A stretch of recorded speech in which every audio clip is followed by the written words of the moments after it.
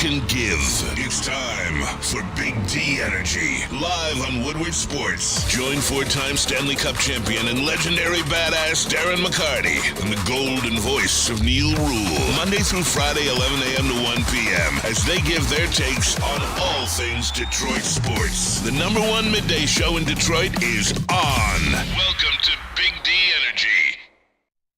Yo, everybody, welcome to, what's the name of the show? Big D Energy? Big D Energy, yeah, man. Hey, you know what? No. I get confused because this show has too many initials. This is Big D, and you're KB. That's but KG. Sometimes, KG. KG. But sometimes we have KB on, or KD on here, and KB. So I get all confused. We off to a great start, people. We off to, but you know what? Here's what, I'm going to challenge you to be a big boy today. Okay, all right. Big boy. Yes. Detroit Tigers. Yes. Should they punk out and trade Tarek Scooby and Flannery and just trade all their pitchers?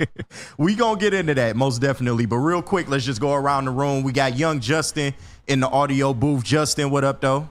Hey, you know how it be. Shout out to KG holding down the desk. The GOAT. No, he is? Yes, sir. Who? It's White Jesus, right? It there. is White Jesus, man. Jews, as some people would call him. We got Broder in the mash chair. He'll be chipping in here and there. Broder, my guy, what's up? Hello, what's going on? Good. And Bro, we got looks like he wants to fight somebody, man. you're right, man, with the sleeveless flannel. I had to tree join trunks. flannel today on the desk, so we decided to go sleeveless flannels today. I called him Brokeback Woodward earlier this morning, so I felt like that was he is a fitting. little broke back. Yeah, and of course, Judge. in the There's nothing TD, wrong with that. of course, in the TD booth, we have the legendary B6 Broadcaster 6, aka Spinny. Hello. What's going on, Spinny? You all right, man? Yeah, I'm doing pretty good. About yourself? You gonna rap for us today? I don't know. Right, Maybe he's not in the today. mood. All right, once again, I want you to be a big boy. All right. Here's my challenge to your red hot Detroit Tigers. Mm-hmm. All right, let's hear it. Do not trade any of your starting pitching. Do not sell. Okay. Act like a big boy organization because you haven't done anything in almost a decade. I think it's time for Chris Ilitch to prove me wrong because I say when they're ready to challenge, when they're ready to have their core, he's not going to do anything about it. Yeah. So that's why I'm pessimistic about the Detroit Tigers. No, I can't blame you for that take. And me personally, I'm not just totally on the trade school bandwagon, but I think it has to be considered at this point. You have so many holes in your infield, and yeah, if you want to wait on the young kids, that's fine with me. But that means another 2 to 3 years of what, just bottom feeding. I don't believe in that philosophy as well. Now, baby boy, I'm not Here we waiting go. on the young kids. How about this? Nobody ever thought of this. How about keeping your starting pitching, letting your young kids develop, but bringing in a couple bats, veteran bats? I mean, that would be an ideal scenario, but that's all up to the man upstairs, a.k.a. Chris Ilitch, a.k.a. Lil Chris. So, I mean, I'm just not confident that he will, spend big. But if he were to make some better additions in the next year, maybe spend around 15 to 20 million, get some real bats in here, then I feel like they can, maybe supplement until the kids come up. But, I mean, at this point, Scooby has to be on the table. Well, he has to be on the table, but he doesn't have to leave the table. You don't have to trade him. Facts. You've got perhaps the best pitcher in baseball, definitely the best left-hander in baseball. Yeah, probably would be Cy Young at the end of the year. Now, here's something that I've noticed as an outside observer for Major League Baseball. If you got pitching, you are dangerous in the postseason because you don't have to have 5 starters. You don't have to go to your 6th starter and all that stuff.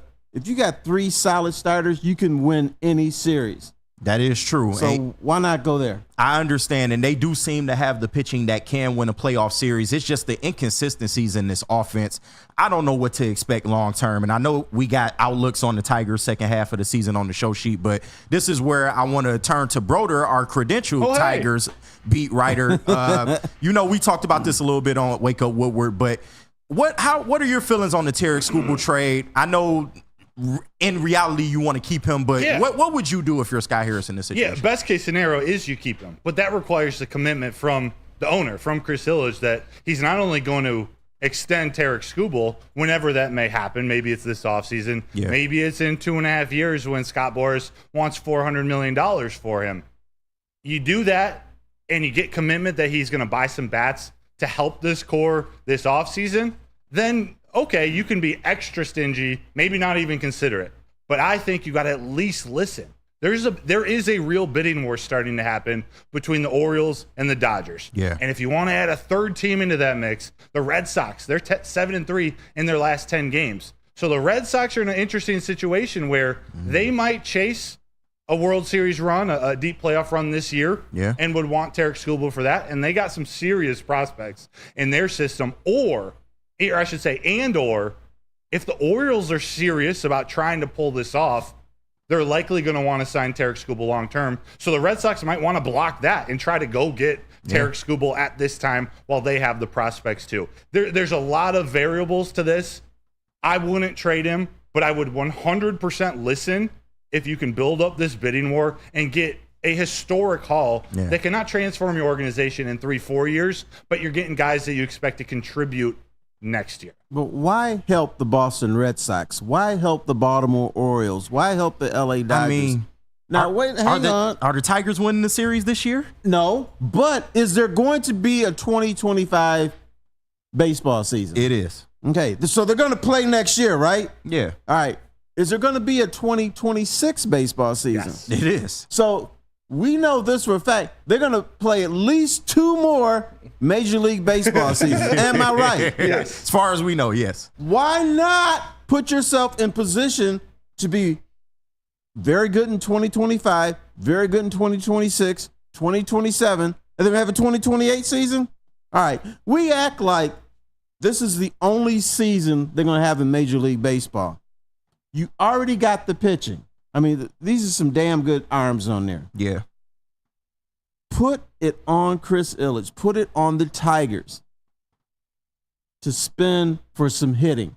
Because the Tigers, when they score 3 runs, they're like unbeaten this season. Yeah. It's the win number is very high. I will You say don't that. need much. You're right, and that's why you need the commitment from Chris Ilitch that whenever that time is, which should be, or at least start this offseason, he's going to open up the checkbooks and actually build around the core that they have in the organization. Are you now. sure about that? Yeah, I don't that's what think was it's going to about happen, which is why I think No, you have to God. consider trading him at the peak of his prime. Yeah. You have to use these 3 teams, not only their chase right now, but also the strength of all 3. The Dodgers aren't as strong, but the strength of their farm system and use it. Like literally, if you can pull it off with the Orioles, your infield next year, including catcher, could be made up of all Orioles and Colt Keith and Jace Young. I like the sound of that. Could you do me a favor? Yes. Since you're a credentialed Detroit Tiger beat writer, could you go out there and next time you see Chris Ilitch, say, "Hey, bitch, spin." That's all you got to do. I wouldn't recommend you do that. Yeah. You don't even have to get the audio from it. I just want to see how you respond. But to Broder's point, when you look at a team like the Orioles and the farm system that they do have, a lot of those young guys, it won't take that long for them to come up to the major league level and probably make an impact. We talk about development. The Orioles are a team that is pretty good at developing young talent. And we see that, man. And then you have a guy like Jackson Holliday, a Kobe Mayo. These guys can feel very like, we have a lot of holes in the infield. I don't know if you've noticed, but we don't have a second baseman. We don't have a shortstop. Or Third base first baseman. or first base. Third is questionable at this point. So, I mean, if you can insulate that with these young guys, man, that would probably be ready by, midway through 2025, and they can come up and start to make the impact. I don't think that's a bad idea, especially if you can spend a little bit more this next offseason, get some solidified bats in here with what we already have. Then I think maybe you have something rolling until we get the big core up here, which will probably be around 2027. I want to see vets. I Screw understand. all this development crap. Because I don't know if you've noticed this. Guys are real good in other organizations, and they come here and don't get developed. I understand. There is something wrong with the brew. I understand, but when you have a pitching coach, like in terms of pitching, I know you want to keep Skubal, but I do have confidence in Chris Fetter. This is somebody that resurrected Flaherty's career. A lot of people gave up on Flaherty before he came to the Tigers, man, and this is a guy that was in contention for a Cy Young at one point in his career, man, but he comes here, he gets the tutelage from Chris Fetter, and it paid dividends. You also look at Reese Olson. Yes, he's been unlucky this year, but overall, he's been a model of consistency, man. You look at Scooble, the only real bad egg in this bunch has been Kenta Maeda, which, however you feel about Maeda is how you feel about him. But they have the capabilities to develop pitching. You also have a Jackson Jobe on the way up in the pipeline. So I think that if you were to go to trade Terrence Scooble route, then you have the capabilities to develop pitching and then maybe also spend some money on some, arms that are already established in the league. You know what? If they trade Scooble, forgive me for being an asshole. You're not an asshole. But if they trade Scooble, that's them saying, we don't want to compete. See, I don't we think don't so. want to fight. They're going to trade his ass, and they're not going to sign anybody else. They're going to, let's let the young boys grow up, and we'll wait until 2029. Well, why do you think that way, Roder? I actually think it speeds the process up. Like, I don't have faith in much of AAA or AA in this Tigers organization now. There's a few pieces. Yeah. I like Lee. I like, Jace Young and Jackson Joe. But, these are players that not only did Al Avila draft, but they have been coming up through the Tigers organization and haven't been developed right. Yeah. I'd rather go get a bunch of AAA players from the Orioles if you can get the historic haul midseason. And that's the only reason I'm considering it midseason. You want major league bats, it happens in the offseason. You know what this guy is? What? He's cute. Oh, my God. Very, very cute. He believes. He believes in the Tigers. What choice do we have? I sure do. What choice do we have? You could be realistic. I mean, I understand that, but we got to work with what we got here. This is Scott Harris is the man in office. He's not Al Avila. Now, do I have confidence that he can go out there and really make some of these moves? Still yet to be seen. He's only been in the job for a little less than 2 years, but this trade deadline is definitely going to be pivotal in terms of how we view Scott Harris going forward. I'm here to pick sides and split the room in half because I'm with Terry. I think you keep Tariq Skubal. The Torkelson stuff has me PTSD. I don't have faith that they're just gonna make these prospects work. Keep Skubal. Go get some veteran bats to put next to the young guys you already have that are doing well. You got an all-star in Riley Green already. You got a guy who, if he continues to play the way he is going to be an all-star in Colt Keith.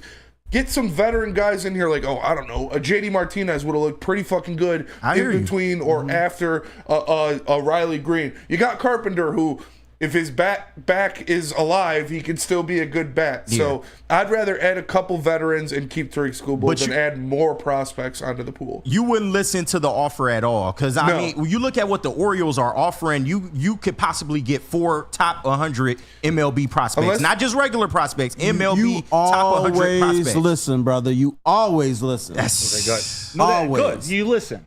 Right. Unless you're offering me your top 3 prospects in your system, I'm not. That's what I proposed and got ripped on it in the morning show. Is their top 3 prospects, their 7th prospect overall. It's a haul. Yeah. And it still might not be enough, but you listen, like Terry said. And you may not get that. Yeah. That may be the rumors. Doesn't mean that's what the Orioles want to offer you. Right. But here's what happens with us, and I'm not blaming you for it, although it's going to sound like I do it. Is the Tigers feed us with bullshit. They do. And we buy it. Or they have in the past, yes. How about this season? Oh, we don't want JD Martinez. He's going to block the kids from coming up. I'm sorry, man. I still have my caveats about this season.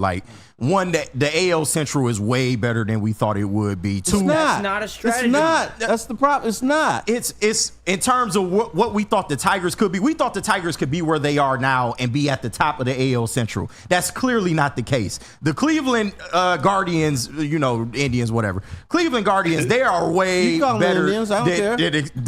They are way better than we expected, man. And then when you look at Spencer Torkelson was never supposed to get sent down again. And now it's looking like we might not see him until September sometime. Mm-hmm. So that wasn't in the plans as well. Parker Meadows taking a dive wasn't in the plans.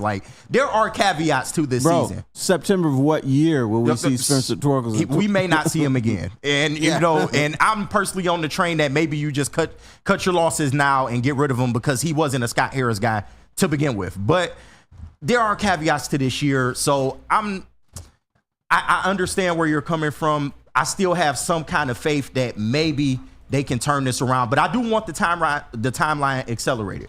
I don't think that's. You got faith. I do have a little bit of faith. You know, Only a tad. He's kind of cute too, ain't Oh, he? my God. I know you done been around and seen all the misery, but I'm just saying, man. I'll tell you what.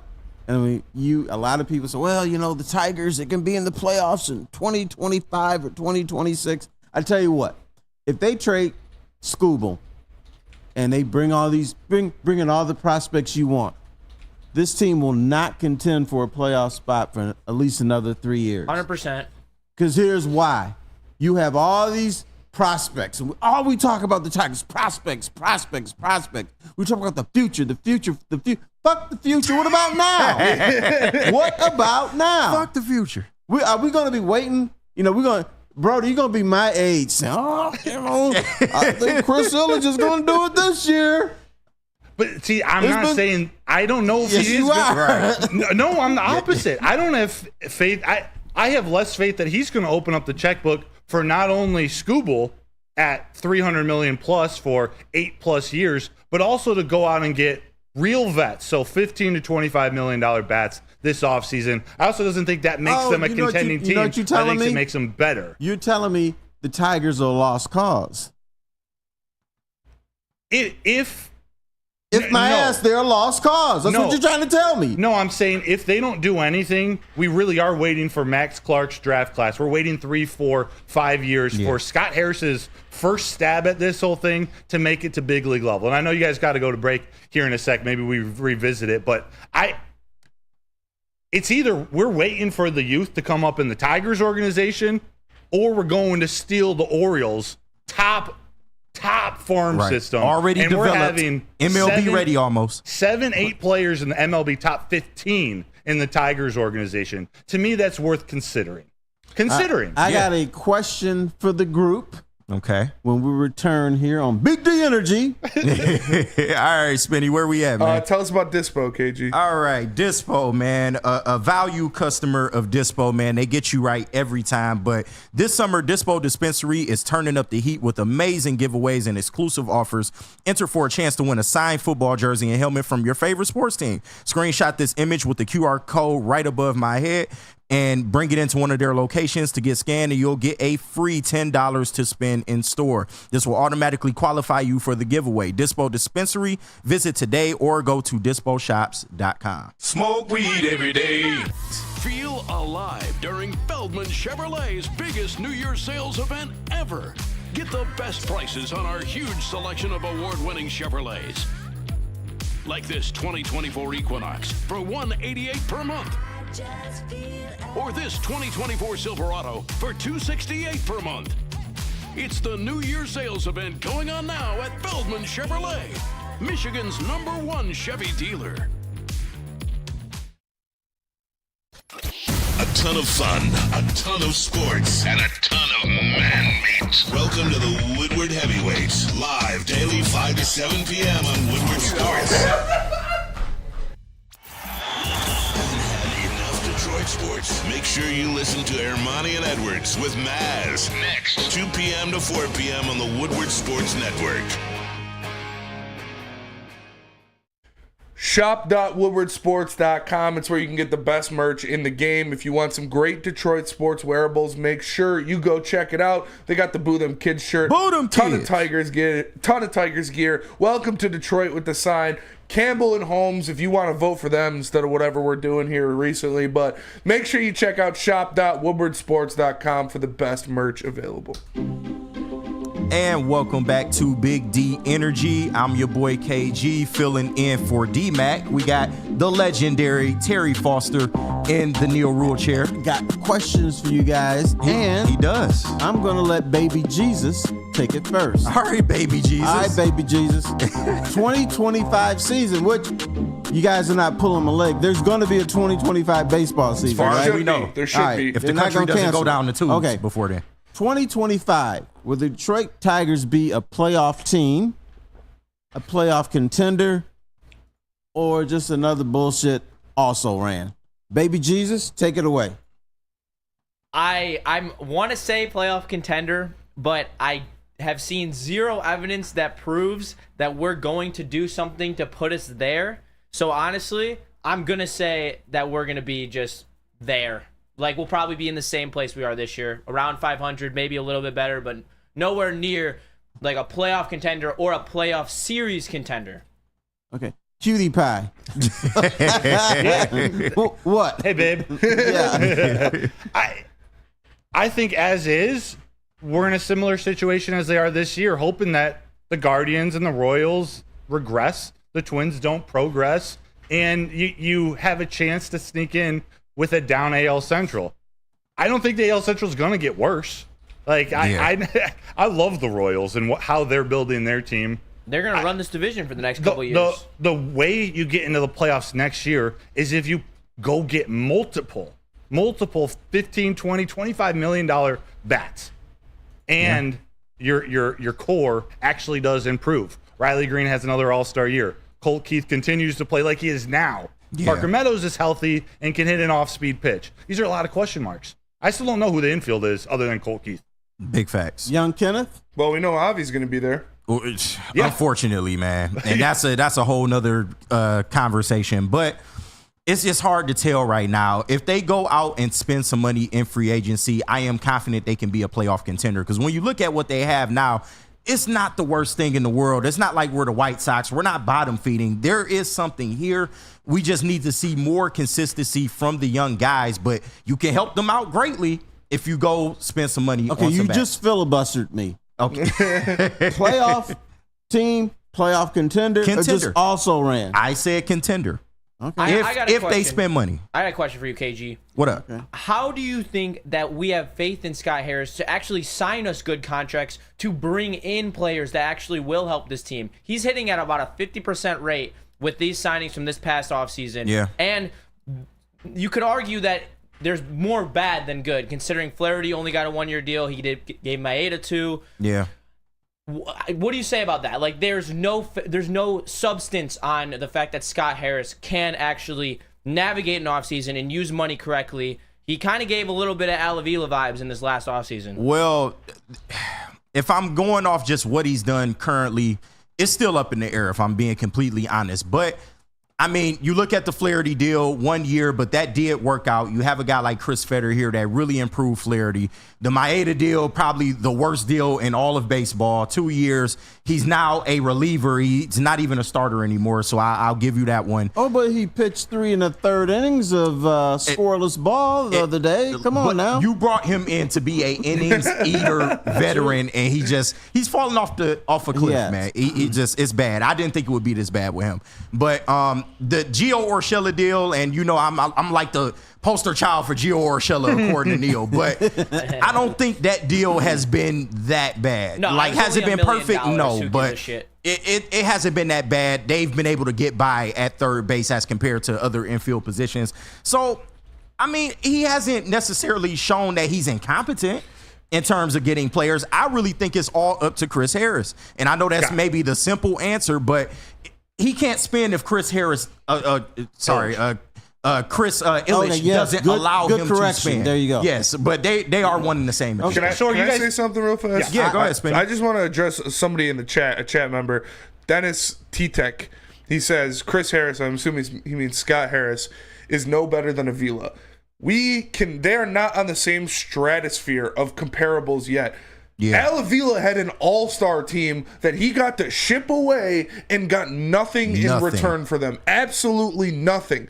So you cannot compare Al Avila to Scott Harris and what they've done. Al Avila had a gold mine to get prospects and got absolutely nothing in return. Al Avila was fine at drafting players. Yeah. He had a fine except for 1-1s apparently, but other than that, he was pretty good at drafting players. But he had a bounty of all-star level players that he traded away and got nothing in return. So you can't compare the two. All right, Spin Dog, millionaire. Erod didn't net you anything, and he was an all-star. Playoff contender. You didn't trade him. Also ran 2025. What would the Tigers be? They're going to be just another team. They're going to be, because I agree with KG. If they go out there and spend, they can be a playoff contender, but they're not going to. All right, all you guys were so optimistic. Oh, if the Tigers do this, I think they could be good. But when I posed the question to you, 4 of us said they're going to be also-rans next year, because that's what I'm saying. 1 said contender. Nobody said the playoffs. Yeah. Yeah.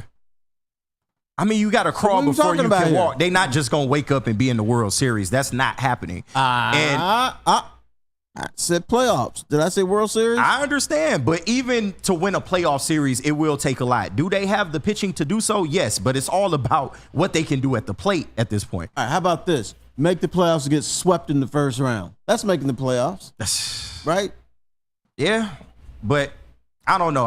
It's wouldn't. tough. Regular season, you get to the playoffs with hitting. You win in the playoffs with pitching. Like, if the Tigers, with this rotation, with Skubal, Flaherty, Olsen, if you find some way into the playoffs, not one single team in the major leagues wants to face those three in a series. But you still got to get there. Yeah, and from the little what you were just talking about, Scott Harris bringing in veteran bats, and it's, he's at a 50% rate. So are you guys telling me that Scott Harris is stronger at identifying young prospect talent than he is going and bringing in veteran free agents?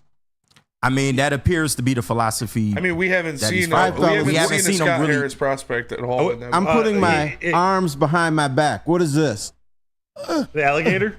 That's Scott Harris when he goes to Chris Ilitch and says, hey, man, can I sign some players? No, they handcuff his ass, so you can't do anything. Exactly.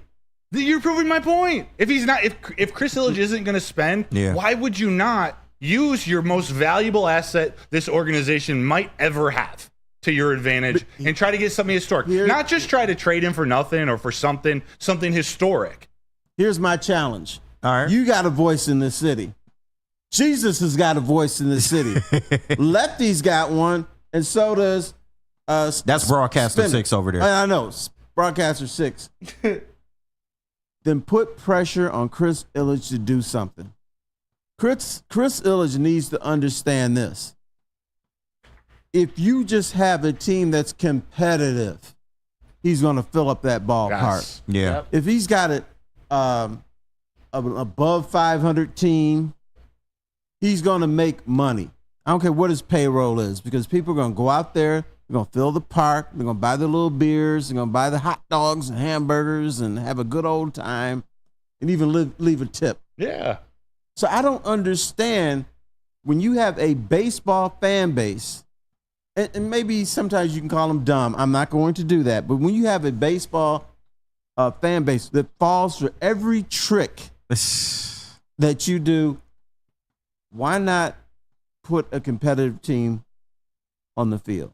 I mean, it's very possible, man. But we just need to see more out of Scott Harris before we can say these things. This is why this trade deadline is really going to be pivotal, because if you do hold on to Skubal, that's fine, but you have to sign him. Like, the more you wait, the more you run the risk of having a Michael Fulmer type situation. You don't want the guy to get hurt and then you don't have him under contract. So I understand it from that aspect, but if you do trade him, the return has to be there. And you're not going to get major leaguers during this trade deadline.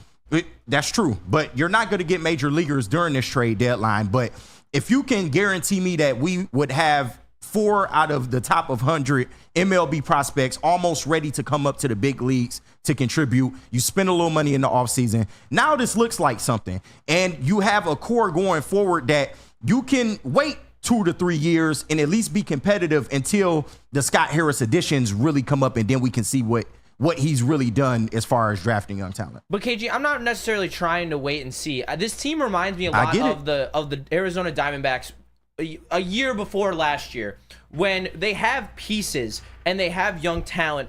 And then now it's just more, we need to surround the young talent with vets and fill out the rest of our lineup. Because you can't tell me, if we go into this offseason and bring in guys like Jock Peterson and Bellinger, or some right-handed power, like I know Adames is a free agent, and maybe you do have to overpay him, but if you bring in some of those guys and you supplement this roster with 2 or 3 bats, you already have the elite pitching, you already have a decent bullpen. This team could be ready to make the playoffs next year if you listen to Terry and they spend money. Like, they are not as far as people think, especially if you insulate the lineup. Riley Green's going to get better. Cole Keith's going to get better. Like, there are options here to get better and to insulate this roster, and that's what we need to do if we want to actually be a serious baseball team next year. I hear you. We're all essentially saying the same thing. We're all saying spend some damn money. But you believe. But All right. I believe, yes. I do believe. When we return, let's discuss a 4-letter word that rhymes with whore. That's coming up next on Big D Energy. Who's Spitty, reading where that? we at, man? Let me tell you guys about the morning show. Tap into Wake Up Woodward every morning for the best coverage in the state. Join Broder, Flannel Sam, Kool-Aid, KGJB, and Juices for all your up-to-date Detroit sports information. It's Wake Up Woodward every morning here on the Woodward Sports Network. Come to any Lady Jane's Haircuts for Men and claim your throne for a king's treatment from one of our talented stylists. Open 7 days a week, walk in anytime. Just get to a Lady Jane's today and receive a precision haircut, scalp massage, hot lather neck shave, and a hot towel treatment. A haircut should not be a chore. It should be an experience. And that's exactly what Lady Jane's has to offer. Open 7 days a week, walk-ins are always welcome. There's always a location near you. Lady Jane's Haircuts for Men, it's wicked awesome. Love Woodward Sports? Love wearing clothes? Then you should be wearing Woodward Sports clothes. Check out our full line of merch at woodwardsports.com. Just click on shop. We have all your favorite designs, like Dan Campbell kneecaps, Woodward golf, and of course, our own logoed out merchandise. Men, women, infants, kids, all love Woodward Sports. Impress your friends. Impress your boss. Impress your dog. Buy Woodward Sports merch today.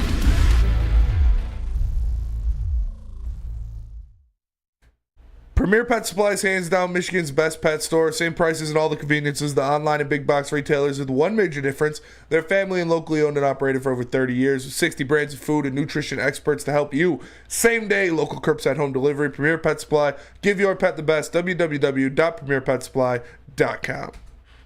And welcome back to Big D Energy. I am your boy KG, up here with the Detroit legend Terry Foster. We got my boy Justin in the sound booth. We got Broder in the mash chair, and Broadcaster 6, formerly known as Spencer Raxter, in the TD booth. Hello. How's he Broadcaster 6 now?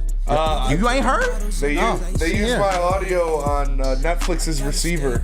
They used a cut from the show of me talking about Amon-Ra St. Brown, and they gave the quote to Broadcaster 6. Oh, okay. Yeah. So he ceased being Spinmore Rax. I guess I did hear that, but I didn't know he's you got graduated to it. D6. You know, we were at the Detroit Golf Club yesterday. Yeah. And I, for the life of me, wish we had Randy Moss on. Oh my God, yes. Because I think Bro asked, what would be the first question you would ask him? It wouldn't be a question. I would bring up a scenario that happened that I would want to run by him. Okay. When I used to cover the Lions as a columnist for the Detroit News, Yeah. I ran to Ron Hughes, who was the player personnel director at the time. I'm like, dude, why didn't you draft Randy Moss? Yeah, they did have a chance. Because the Lions are all about character. Yeah, the Smoke off the weed, field who cares? stuff, like, Yeah. He said, no. That's not the reason we didn't draft Randy Moss. Why isn't it? Because then he belittled me and said, well, you know, you sports writers, what people in high management in sport, they always say, well, you sports writers don't really know anything about talent. You don't know anything about sports. Wow. You just run your mouth and write bullshit and blah, blah, blah. He said, if you notice when you watch him play, Randy Moss has alligator arms. Shit. That's what he told me. You know what I did? What? Right. Right in his face? You did it like that? Yeah. Yeah, man. I said, come on. Yeah, well, So hindsight is a I want to see what Randy motherfucker. Moss will say about that. Yeah. He would well, go, really? maybe it's a good thing he ain't come here though, because I mean he would have had to deal with some BS. He would not have liked it here. He Yeah. probably would have left. Yeah. I mean Dante Culpepper didn't necessarily work out too much better, but I mean, You know how many games Dante Culpepper won here? how many? Zittis. I think he was 0-8. But he had the perfect dance though. Oh, You know, yeah. He was stop good it, man. in that. Oh my God, man. Don't take me back to them days. But yes, we are back here on Big D Energy. And before we went to break, you said you had I want to discuss something, a word. A word, that rhymes yes. with whore. I want to ask you guys about it. All right. Core. Oh. It's not Do where I the thought we were going. Tigers have their core in place? I kind of think they do, but I can see both sides of it because, I mean, you got some good young players, but you got players that are not really meshing. And they had their little 8-game or 11-game streak where they look good. And You know we're- Riley Green's part of the core, right? Yeah, I know. The guy that shouldn't be in the All-Star game. Just checking, just making sure you know. But go ahead, my bad. Are the Tigers' core in place right now? I would say not all the way there. There are pieces that we have. Riley Green definitely being one of them. If you keep Scooble, of course, Scooble is one. I look at Reese Olson as somebody that's possibly a part of this core. Of course, Colt Keith, they did pay him. It took him a while to get started, but now you're seeing that he can be, at the very least, a competent MLB player.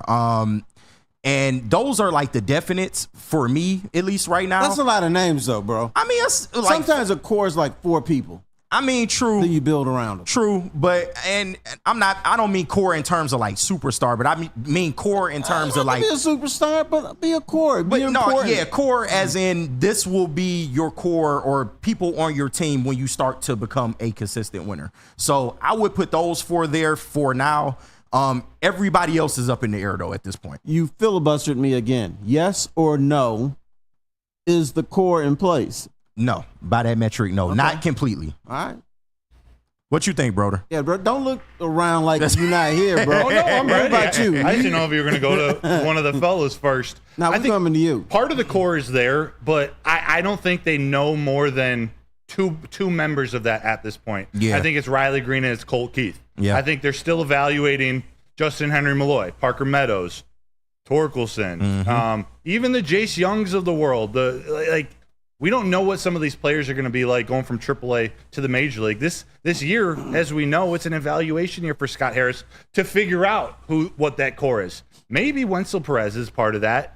I don't know. This little streak they've been on, we've seen great games from the Malloys, the Colt Keith, and the Riley Green, but it's also been aided by Carson Kelly, Matt Vierling, Andy Ibanez, a little bit of Urshela. But those guys all played pieces in. Not that you need 9 core players to make a Major League team. You need the Vierlings of the worlds. I just don't think they know who that is yet. And they hope Max Clark is part of that. Maybe McGonigal, maybe Lee in AA. But those guys are years away. Yeah. Their core right now, I think it's Parker Meadows, I think it's Colt Keith and Riley Green. They know they're going to be there. Yeah. 2 people can't make a winning baseball team. 2 no's, baby Jesus. Yeah, I'm on the no as well. Like we don't have enough. And honestly, can we just stop bringing up Torkelson for a while? Like he is nowhere near the conversation of being in this core. He is a 737 OPS in AAA. That's not even Major League average in AAA. Yeah, like how do you think he's going to come back up here and just magically learn how to hit a fastball? He's part of the conversation though, as bad as he's been. You know who's Torkelson? You know what core he's part of? He's going to be out there with the little singing hot dog guy. Does he still even do that? No, he doesn't do that. I'm not bullish on Torkelson, but he's still being evaluated. Bro, how can you be bullish on somebody who can't hit? I'm not bullish. I don't think it's going to work, but few people in this world have 30 home runs in the Major League in them. You sound like Neil Rule right now. Pardon? You sound like Neil Rule right now. The 30 home run. No, this is way too optimistic. What do you do? Hit 30 home runs and bat 175? No, that's what I'm saying. He's done it, so it's in there. No. I don't know if he's ever going to do that again. He doesn't hit for average. Something was way off this year. And even his good stretches are only like 2 months of the season. Yeah. So broken. There's good in him. I don't think it's going to work out, but he's still being evaluated. Don't get me wrong. Yeah. Spin Dog millionaire. Yes. Is the core there? No, not yet. Okay. Half of it is. I think Colt Keith and Riley Green are part of the core, but the rest is not there. How come nobody mentioned Scooble as part of the core? Because y'all are going to trade. They might trade him, but I did say he is part of the core if he stays. I did say that. Okay. Last time I checked, he hasn't been traded, right? Let's check the correct. AP wire. Yes, he is part of the core. He's still right. part of the team. So, so what you're saying is, in a resounding way, what I'm trying to get at is that Tigers have said when our core is in place, we will spend. You're giving them excuses not to spend. The core is not in place. Not necessarily, because Scott Harris, he didn't draft any of these guys. These are all Alavila guys. This is why they needed an assessment year to really see what the hell we really have here, because they're not going to keep going forward with these Alavila guys. Like, I think Torkelson is done. If he doesn't get back up here by September, he's done. What are you still trying to make it work with him for? You have a lot of guys that are coming up, the Parker Meadows of the world. Yes, he did look good when he came back, but he got hurt. The jury's still out on him. There's a lot of players that we just don't know about yet. So I can't blame them for not spending money on top of these prospects. And there's people in the comments right now saying that we should trade Torque. He has zero value to anyone, like literally. Like no one wants him. Yeah. No one wants Torque. I love people say, "Oh, this guy really sucks. Let's trade him." The other team is like, "Yeah, he really sucks. We don't want him." Who's going to trade for Spencer? Not just him by himself. He would have to be packaged within a deal. That's the only way you're getting it. What you want to do? I mean, shit. Drive down the price of Terry. I got the perfect trade. How about Spencer Torkelson? Okay. And Javi Baez. Oh, God. Hang up the phone. For one soda. For Guerrero Jr. Yeah. Man, hang up the How click. about that? Click. That and the reason I bring that up is because in a earlier life when I was young like you guys, the one phone call we always got was, why don't they trade Lindsey Hunter and Terry Mills for David Robinson? Or Terry Mills and Lindsey Hunter for Tim Duncan. Yeah. It's not going to happen. Not going to happen. So that's why I bring up a silly scenario like that. So how are you finding out what your core, like, what is the path to the core? Shoot, the path. What's the route to the core? You know, they're not coming via free agency. Yeah. I think the core, if there's ever going to be a core, is going to be 4 or 5 guys that the Tigers develop, and they're actually in the everyday lineup, and they're hitting the baseball pretty well. But prospect, like they're currently prospects. No, they're currently young. How about this? Young guys within the Tigers system. Riley Green would qualify. Yeah. But he's on the major league roster. Colt Keith would qualify. But that core is in the system right now. They're in the system right now. Okay. That's what I think the core is going to be, because the Tigers are not going to sign or trade for other core players who are going to be core players in the next year or two. And so if you believe it, that's the perfect reason to stay the course with the team now and add veteran bats as those guys, as your developing core emerges as that core at the major league level. That's what Scott Harris should be telling Chris Illich. Hey, we got our guys already down in single A, double A, even in triple A. Like, we're just a couple pieces away. Yeah. Even if it's not all in next year, give us a little something so we can compete next year and then go for it the year after. If that's your take, then you should be going the route that you want. Don't trade Skubal and continue building around. Agreed. It relies on Illich to spend. And there's lots of love in the chat. I'm seeing for Kerry Carpenter, because I don't think anyone named him. But if he's healthy, what everyone has to realize is that David Wright retired from this injury, and you already see Kerry Carpenter being out for more time than he was allotted when originally slotted on the DL. You have to respect that he might not ever come back, which is the harsh scenario, but you can't be banking on something that isn't a sure thing in this league, because when you do that, you wind up with guys who aren't fit to fill his role on this roster. And that's a position you don't want to be in as an MLB organization, having a complete hole in your outfield. I totally agree with that. All right, coming up next, all you guys will know, how many games are the Pistons going to win? Oh, God. This guy's going to tell you. Oh, God. That is a great tease. What we got, Spitty? Tell us about Lady Jane's, KG. All right, Lady Jane's, man. And as always, shout out to the beautiful Lady Jane's girls over there working hard. But, feeling good, feeling great is when you can get a haircut and just be a man, And you can get that here at Lady Jane's, man. Walk in anytime, 7 days a week. They'll get you taken care of. I mean, scalp massages, haircuts, massage, the whole nine, man. It make you feel good. But only if you come into Lady Jane's, walk in anytime. It's wicked awesome. Braylon Edwards here, Premier Pet Supply. Man, just looking around, who's got it better than pets?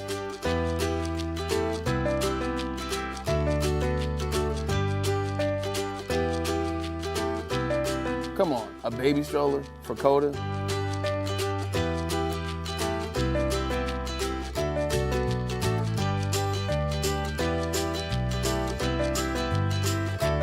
A chef for Lola? Really?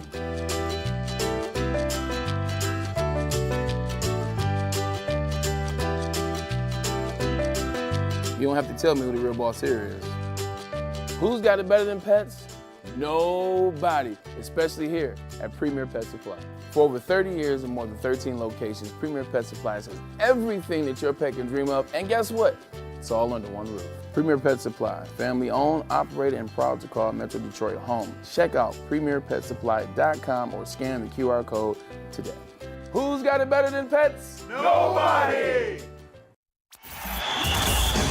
Enough Detroit sports. Make sure you listen to Ermanni and Edwards with Maz next, 2 p.m. to 4 p.m. on the Woodward Sports Network. Hey, listen, man, if you got people that look like Broder in the sleeveless flannel outside your house, man, and you see that yellow sign, what does that mean, man? Stay out. Yes, Stay out, sir. yeah. And you can get that at Guardian Alarm. Customized solutions from real experts. Our professional technicians take the time to recommend security and automation solutions specific to your needs. 24/7 professional monitoring. Call us anytime, day or night, and know that a Guardian team member will stay on the phone as long as needed. Of course, it's technology backed by people, but the most important thing is your safety, and it deserves people that have been proven to work and care for you, but only if you call 1-800 Stay out. Once again, that's 1-800 Stay out. Guardian Alarm, your local security experts. And welcome back to Big D Energy. You know what? I need Guardian Alarm. You know why? Why? 'Cause I saw Broder on my front porch looking like that. Yeah. I just shoot him. And I'd be in jail. No, if you see a white man with that kind of flannel, yeah, you probably just need to just pull the gat out, man. Yeah, but bam. I am your boy KG, man, here, of course, with the incomparable Terry Foster.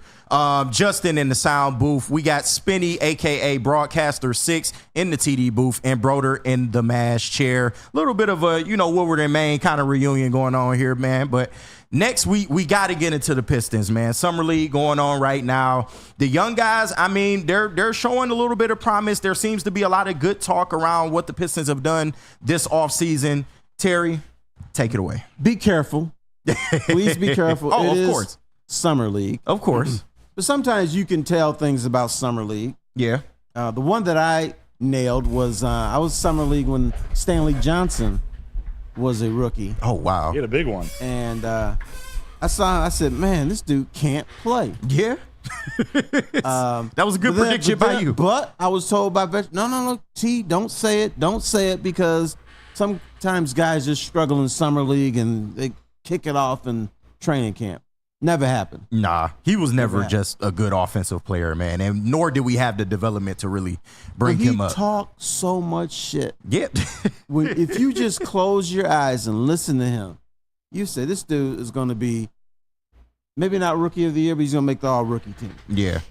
Which he did not. Yeah. Far from it. He had a lot of confidence in himself. But I'm going to give you a magic number, people. Okay. 32. And what is that, you ask? That's how many games the Pistons are going to win this year. And I know you're probably looking at, whoa, how are you going to go from 14 to 32? There's a few factors going on, and I'll admit a couple of them I'm going to guesstimate or put a leap of faith where it probably doesn't belong. But one, you got a head coach who actually wants to be here. Yeah. So that should get you 10 wins. Check.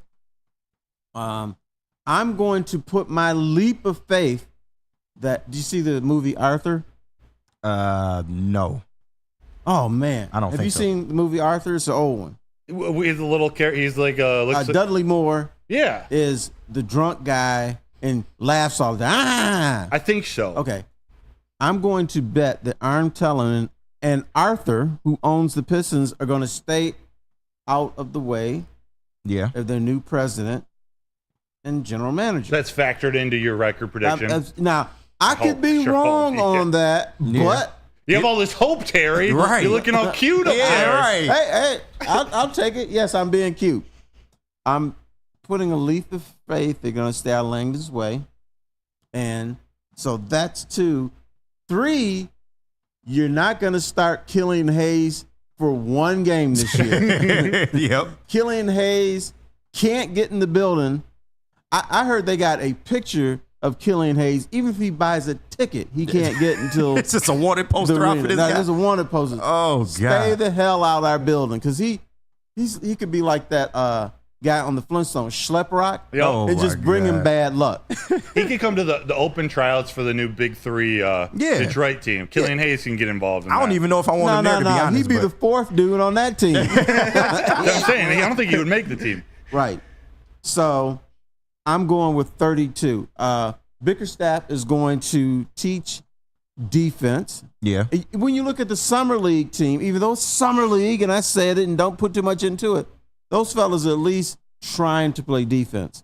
So I think what the Pistons are parlaying onto their summer league team is going to go onto their regular season team. They're going to try to play defense.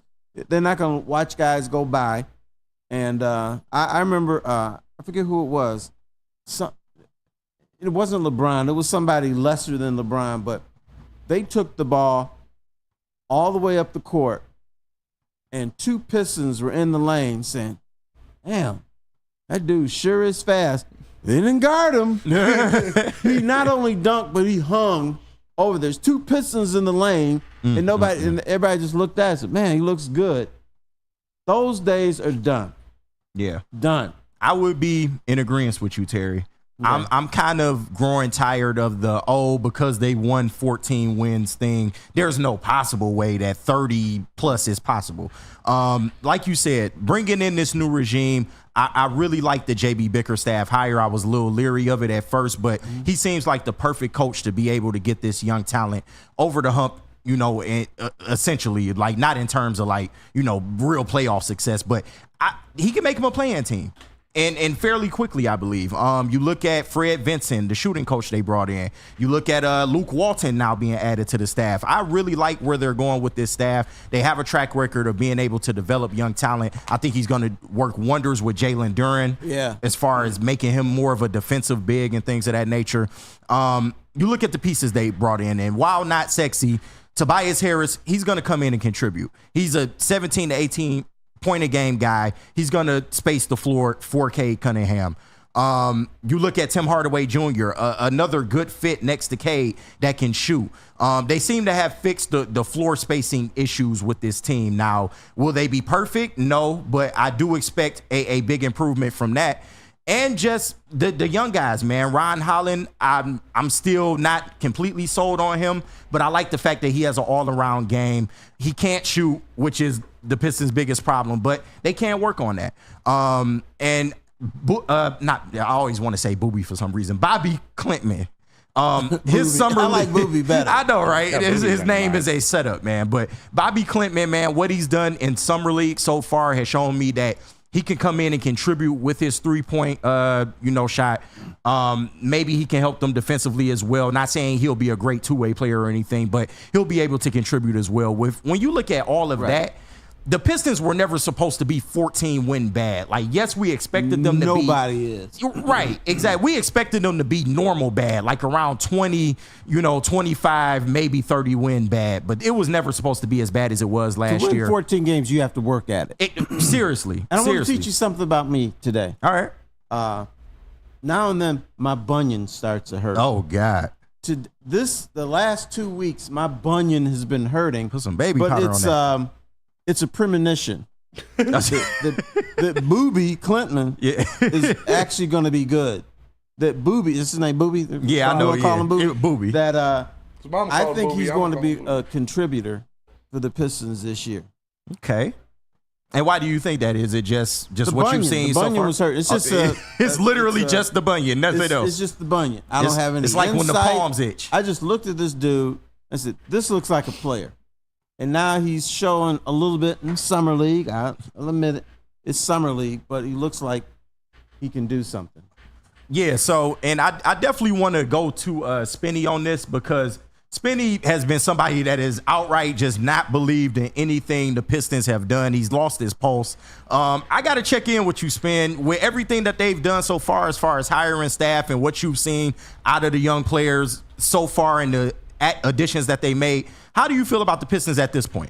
I feel better about the Pistons at this point. Right. I think their roster is vastly improved from what it was. Like, Tobias Harris, you got him on a decent deal to bring him in here. That's a stretch four. He's going to be a guy.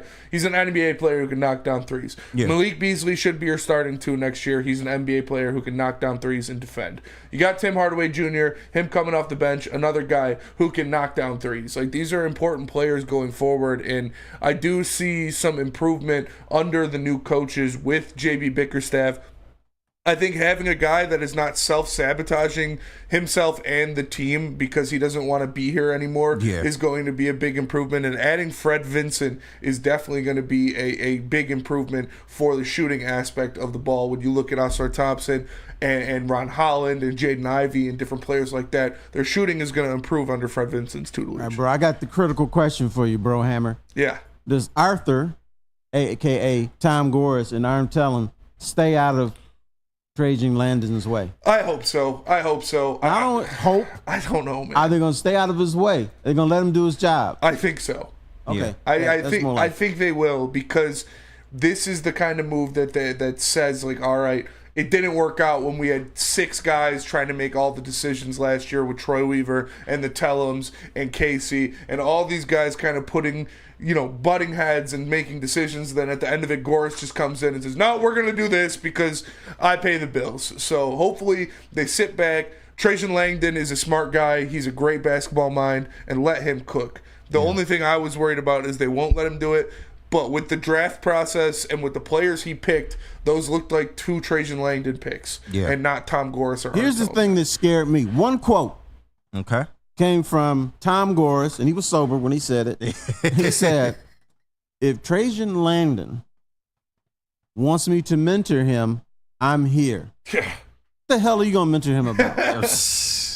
I mean, pretty much nothing, man. But all right, thank you. Yeah, but it's funny you brought up Tom Gores, because I was encouraged by the fact that he took some accountability in this thing. He said, this is the most present I've been with the Pistons, like, probably ever, man. And when he brought Trajan up at the press conference, well, he wasn't involved. That was the Arn Tellem show last year. We all know that. But when he brought up Trajan, he kept saying CEO. He wanted one person to be able to run the whole operation, essentially. And by all accounts, it does appear like the Trajan Langdon show so far. Like, everything he said at the podium, he's hung true to.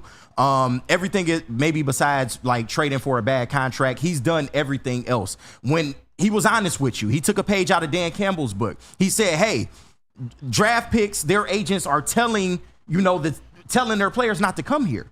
He told us this. So, I mean, it does appear, at least from the outset, that Arn Tellem won't be in the way in the fact that he'll be making basketball decisions. I do think this is the Trajan show going forward. Do you know why I think it's the Landon show so far? Why? He's doing stuff they never would have thought of doing. Yeah. So that's why.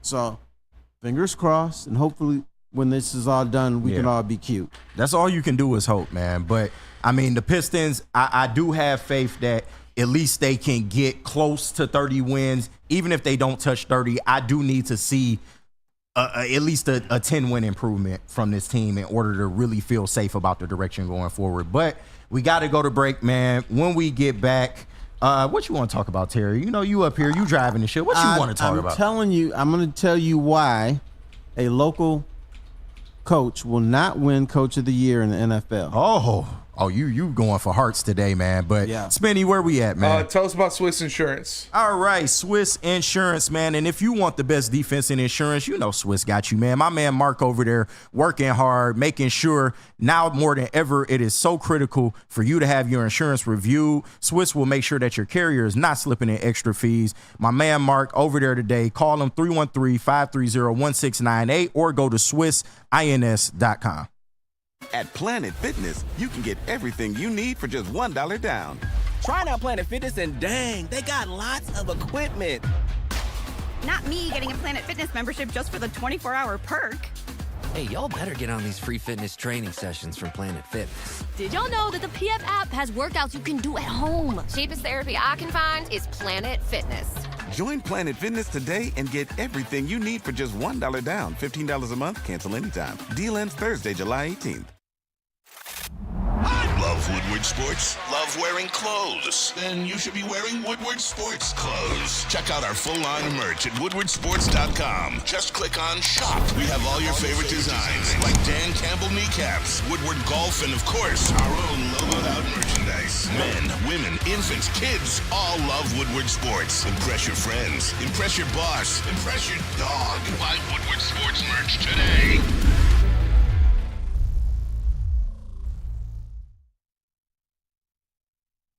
No matter who you are, there's a Planet Fitness close by. More than 50 in Metro Detroit and thousands more throughout the world. At Planet Fitness, you'll experience a squeaky clean gym, tons of equipment, a friendly, knowledgeable staff, and a totally judgment-free atmosphere. Did you know that all Planet Fitness memberships include fitness training for no extra cost? You can also upgrade to the Black Card to get the use of amenities like unlimited body enhancement, hydro massage, massage chairs, and access to over 2,500 locations around the world. For more information, visit Planet Fitness today or go to planetfitness.com. Planet Fitness, where your fitness is essential.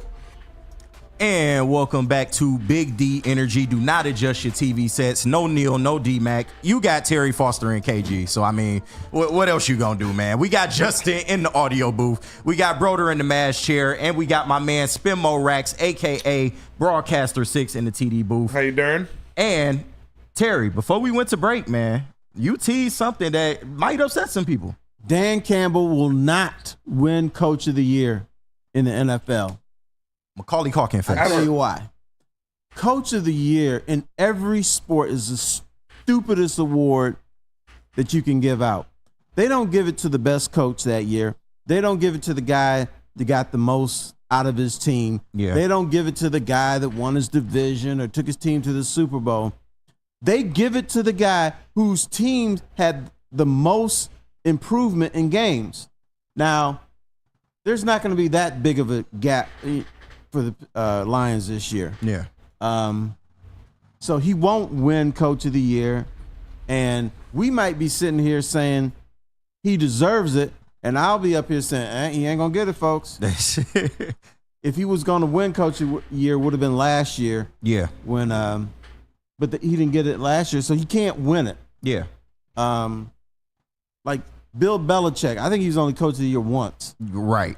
And Which they is said, well, crazy that's the best when you think coach in about the NFL. It's just a dumb award. Yeah, and I kind of agree with you here, man. If they were going to give it to Dan Campbell, absolutely it would have been last year when you look at the success that they had. And the Coach of the Year award is more like a story-driven award.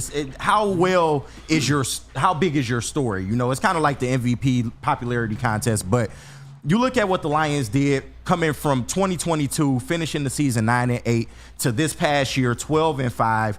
Not only did they win the division, not only did they make the playoffs, they won 2 playoff games and were a 17-point had a 17-point lead in the NFC Championship game. So if he didn't get it last year, you know, I really don't see him getting it, you know, from this point forward. But is he a coach that's deserving of that? Absolutely. But to your point, I don't think he'll get it just based off of the window is already kind of closed on that. Right, absolutely. And is he and this is a question that if I would asked it 2 years ago, everybody would have laughed. Ha, ha, ha, ha. What's wrong with you? Is Dan Campbell a top 10 coach in the NFL now? I don't think that's funny anymore. You can make an argument that he is. Colin Cowherd said he is not. This is Colin Cowherd's top 10 NFL head coaches.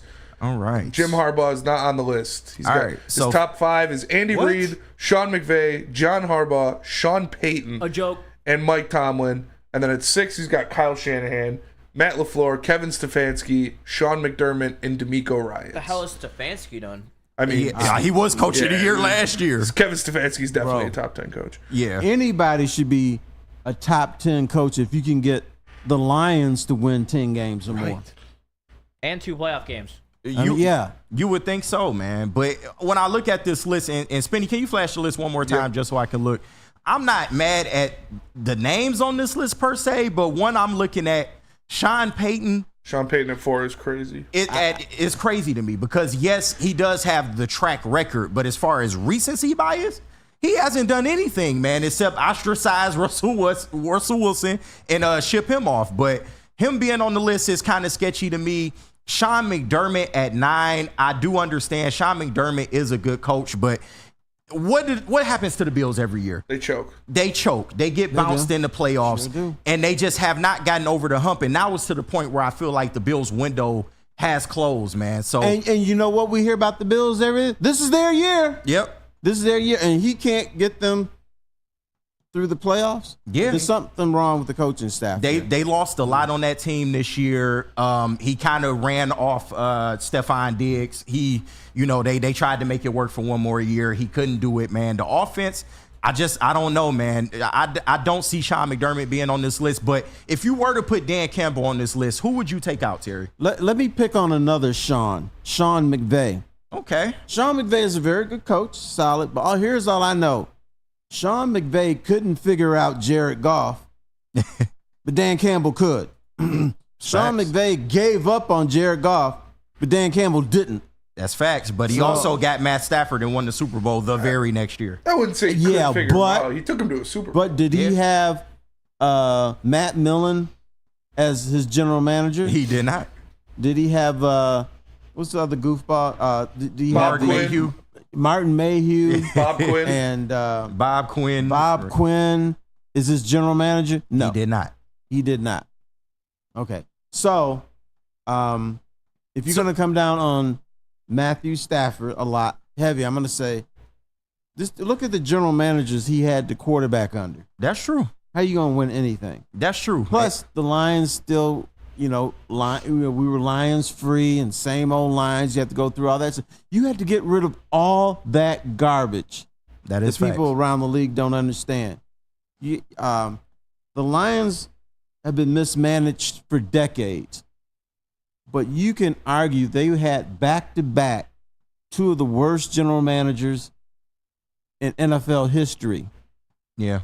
I'm not necessarily mad at that argument. And when I talk about Matt Stafford, I always bring up the caveats because they were there. This was not a perfect organization. Like if Stafford had Dan Campbell and Brad Holmes, maybe things would have looked a lot different for the Lions during those 2010s. He wouldn't have bailed out. Yeah, he probably wouldn't have. But to me, Dan Campbell, a coach that has improved every single year, and I know that I've been critical of maybe some of the decisions he makes, in the heat of the moment. Sometimes he coaches out of emotion, which isn't necessarily a bad thing, but I just want him to be a little bit wiser when it comes to stuff like that. But to not have him in at least 10 in the top 10, I think that's kind of blasphemous at this point. Maybe he's not top 10 because he does make these harebrained decisions. Maybe that's what's keeping them out. The fourth downs have worked. If you look at the numbers, they have worked, but over 50%. They have, but they didn't work in the big game. That is true. But here's not necessarily his fault. Right, but here's why he's going to be a top 10 coach after this year, even with Colin Cowherd and all these other guys, because I think the league is gravitating towards Dan Campbell. Yeah. Mm-hmm. They're going for fourth down more often than they used to, and I think that's because of Dan Campbell. That is factual. They're gambling more, and I think that's because of Dan Campbell. And even though he may have a kicker this year, I still think he's going to be out there because that's who he is. Yeah, and by no means am I saying change who you are. That's what got us here. That's what's made this team better. But just now that you have better talent on this team and maybe, like you said, a reliable long-range kicker, then maybe you don't always have to go for it. But I think he's still going to. You know why I think so? I found out Dan Campbell's crazy because of a cup of coffee. When he was talking about the extra espresso shots he puts in his coffee, and he went, I said, this dude is nuts. Yeah. this dude is out there. You're never going to reel him in. But he's not nuts from the standpoint that he doesn't know what he's doing. Stop being cute. No, it's not that. But I'm just going off of what the NFL has told us about Dan Campbell up to this point, and why I feel like this is kind of disrespectful, because every year, well, I won't say every year, they kind of gave him love last year, but those years leading up to last year, it was, Dan Campbell, he kind of portrays himself as a meathead. Oh, he's a wrestler. Oh, he doesn't know what he's doing. He's wild. Look at it. Look at all these fourth down calls, and when they don't work, they love to point to that. But to me, Dan Campbell, he plays the analytics. I think people don't realize that about Dan Campbell. He's smarter than he lets on. He plays the analytics. He was in charge of this offense, and he identified Ben Johnson to be the one to take this offense going forward. And so far, so good. Like, he is probably the best offensive coordinator in the league. Yeah. So I just feel like he doesn't get enough respect for the things he has done. When it came time for him to make those hard decisions, getting rid of his friend in Anthony Lynn the first year, firing Aubrey Pleasant, instead of maybe getting rid of Aaron Glenn or something like that. Like, John Scott Jr. Yeah, exactly. Bly. He's made tough decisions and came out on the other side looking even better than before. So that's just what I feel they don't show enough respect to Dan Campbell for. Right. And then with Ben Johnson, they're slipping him money under the table. Good. Yeah. Because whatever it takes. Right. For real. On a car? Right. Whatever you want. All the Fords you want, man. When somebody says, we have a head coaching position, Ben Johnson said, yeah, I'll take it for $55 million a year. So he takes himself out of it because he's getting something here from the Lions, which is great. And I think he just believes in what's going on here. He doesn't want to jump into a bad coaching situation just so he can be named the head coach. I think he really believes in the vision and everything that they've done to this point, and really believes that with, him at the helm, they can get to a Super Bowl. And we damn near saw that this past year, man. So I just hope that they can continue to build upon that and get this thing done, man. The fans deserve it. And he's not choosing to come back if he's got the number 15th NFL head coach that he's got to be the OC under. Of course. Dan Campbell should be higher. And I think this person, the coach I'm about to name, should be on the top 10 where he is. He's better than some other coaches on the list. But DeMeco Ryan, I love him. I think he's a fantastic coach. What has he done to be named over Dan Campbell? Nothing. It's just too small of a sample size. Yeah. He's done some great things in his 1 year with Houston. Yeah. But that's when I was like, okay, Dan Campbell should at least be ahead of him. And if you want to get granular, Dan Campbell won one more playoff game than DeMeco Ryans, man. So I'm just saying, man. But of course, we have to go to break. But coming back, what you want to talk about, Terry Foster? This your show, man. I'm just along for the ride. Well, it's a legend up there. I'm glad you're thinking that way, which you should be. Yes. But tell you what. What? Let's talk Lions defense. Okay. Top 10 defense? Possibly. Maybe. But what we got, Spinmo? Let me tell you about Mark White, because Mark White's going to do you right. Mark White's going to change your life. Dreaming of a new home but feeling the financial pinch? Mark White and Associates, your trusted real estate experts, are here to help. Mark White and his team will give you up to $5,000 of your closing costs. That's right. I said $5,000. Call Mark White and Associates today at 248-290-8242. That's 248-290-8242, or visit them at markwhitesells.com. Mark White, where your dreams come true. Stop searching for a vehicle and start finding one. Les Stanford Chevrolet Cadillac makes it easy. We harness the power of multiple dealerships and own the biggest selection of GM brands in the area to get you the car you need. With the Les Stanford Group, you'll have access to 4 different dealerships, providing you with more makes, more models, and more choices. We're connected to more than 1,000 vehicles, and with so many high-quality CPO vehicles available, you'll find new car quality at pre-owned prices. You can start and end your search at lesstanford.com today. Feel alive during Feldman Chevrolet's biggest New Year's sales event ever. Get the best prices on our huge selection of award-winning Chevrolets. Like this 2024 Equinox for $188 per month. Or this 2024 Silverado for $268 per month. It's the New Year's sales event going on now at Feldman Chevrolet, Michigan's #1 Chevy dealer. Feldman Chevrolet is Detroit's #1 Chevy dealer with 18 locations. There's a Feldman dealership in your backyard. Visit feldmanauto.com to find a location nearest you. Since 1996, Feldman Automotive has been driven to provide a fast, convenient, and first-class car buying experience called the Feldman Advantage. And make sure you catch Woodward Sports Network live from Feldman Chevrolet in Novi every other Tuesday. We're down there. You can check out the Woo Crew and BDE from Feldman Chevrolet in Novi. It's Feldman, Michigan's #1 Chevy dealer. Welcome back to Big D Energy. Are you going to sing too? I was trying, man. I'm trying to get the voice up there. I thought you do Welcome Back, Cotter. But welcome back to Big D Energy. This your boy KG with the legend Terry Foster, Justin in the sound booth, and of course the illustrious Broadcaster 6 in the TD booth, formerly known as Spencer Raxter.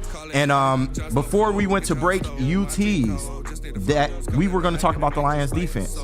Yes, possibly being a top 10 defense, which I'm not quite sure if they're there, but they have something that I really like.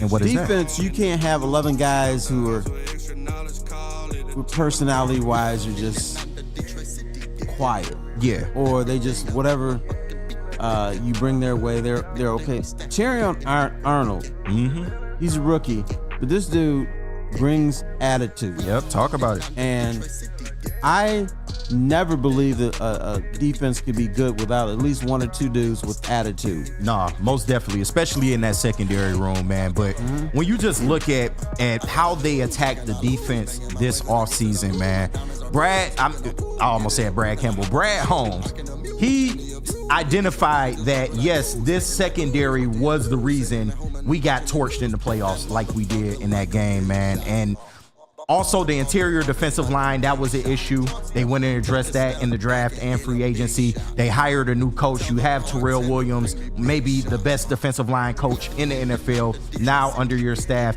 You have Deshae Townsend, who has a good track record with developing young corners in this league. I just look at everything that they did, and in terms of player acquisition, you got Amik Robertson, you got Terrion Arnold, you doubled up and got Ennis Rakestraw. You still got my man coming back from injury. I always forget his name. Emmanuel Mosley? Yeah, Emmanuel Mosley. You still have him maybe coming back. Brian Branch still in that room as well. What they've done in the secondary has been mind-blowing. And I know you're relying on a lot of rookies and a lot of young players to make an impact. But when you make the kind of change that they made, I think we will definitely see the dividends of that towards the end of the season and getting into the playoffs. See, I think the guy that really benefits by this is Brian Branch. Yeah. Brian Branch is a thumper. Brian Branch, not a big guy, but he makes you pay. Yeah. And so I could see him in that DB room shaking his head. Yeah, let's go get him. Let's go murder him. Do you see him as still a nickel corner, or do you think he plays more safety this year? You know what? I want him close to the ball. So if it were me, I'm not going to tell you what I see him in. If it's me, I want him at nickel corner because I know at some point he's going to be on the line of scrimmage. He's going to pop the hell out of somebody. Big facts. So I would have him at nickel. Safety is probably a more important position, but I think the way he plays, if he's at nickel, he's closer to the ball, he's going to get somebody to cough the football up. And now you can't really do that as a safety now. Back in the day when I was a young whippersnapper like you, they used to let safeties just pop the snot out of people. Right. Ed Reed comes to mind. Now it's like they throw the flag on you. Oh, you hit them too hard. Yeah. Really? Come on now. It's football. But I mean, I definitely agree with what you got going on. And of course, I'd be remiss if I didn't mention Kirby Joseph and Iffy in that safety room as well. So they seem well solidified in the secondary, but I also have to go to the defensive line. This is where I feel we'll see the most improvement, actually. They added DJ Reader. They drafted Mekhi Wingo. You're going to get a chance to actually see Broderick Martin in action this year, man. And when you add in a healthy James Houston, a healthy Josh Paschal, I feel like this defensive line can take big leaps and big jumps from what they were previously. I'm hoping Broderick Martin can move offensive linemen like you had that big plow. That man, you internet. see that, man? He has transformed his body, man. Last year, he had a gut, man. Like, he is, lean and mean this year, man. What's that thing he was pushing? It had to be 1,500 pounds. Yeah. A trailer carrying a ATV. There's an ATV on the back of a trailer. Right. That's nuts, man. And then you saw Montgomery benching, not benching, but doing the deadlift, the press 730 pounds. Braylon said that ain't the best thing in the world to be touting about, but it does show how strong he is. I mean, the man is but a you man know child. What? Other backs are doing it now. They're starting to put their stuff online, so it must have been something. I feel you, but when you look at this defensive line, what do you expect to see out of the defensive line? Do you think the addition of DJ Reader will help Hutchinson? What do you just feel just in terms of how it is as assembled? I like the addition to Reader from this standpoint. When Hutchinson is chasing somebody to the left or to the right or wherever he's going to be on that, and then they come back because this happened a lot of times last year.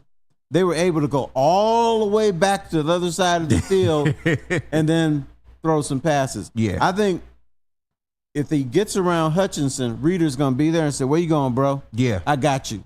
Yeah. So we forget about how important the internal pass rush is. It's more important in today's football than it was back in the day when I was a young snapper like you. Yeah. If you didn't get it from the edge, you didn't get quarterback sacks. Yeah. Now you can get it in the interior more than you could back then, and so I think Reader is going to play a huge role. Yeah. And it's going to be because Hutchinson's got that motor. He does. He'll chase you to the left, and then once he's like a shark and just bring you back to the middle, Reader's going to be right there and give you a nice big bear hug. Yeah, man, definitely. And DJ Reader, although he's not the prototypical pass rushing interior defensive lineman, he can make an impact in that area, but he takes up 2 blocking assignments. I mean, the guy is he's an absolute beast. And when you look at what he did for Trey Hendrickson in Cincinnati, Hutch could easily be with that motor on him,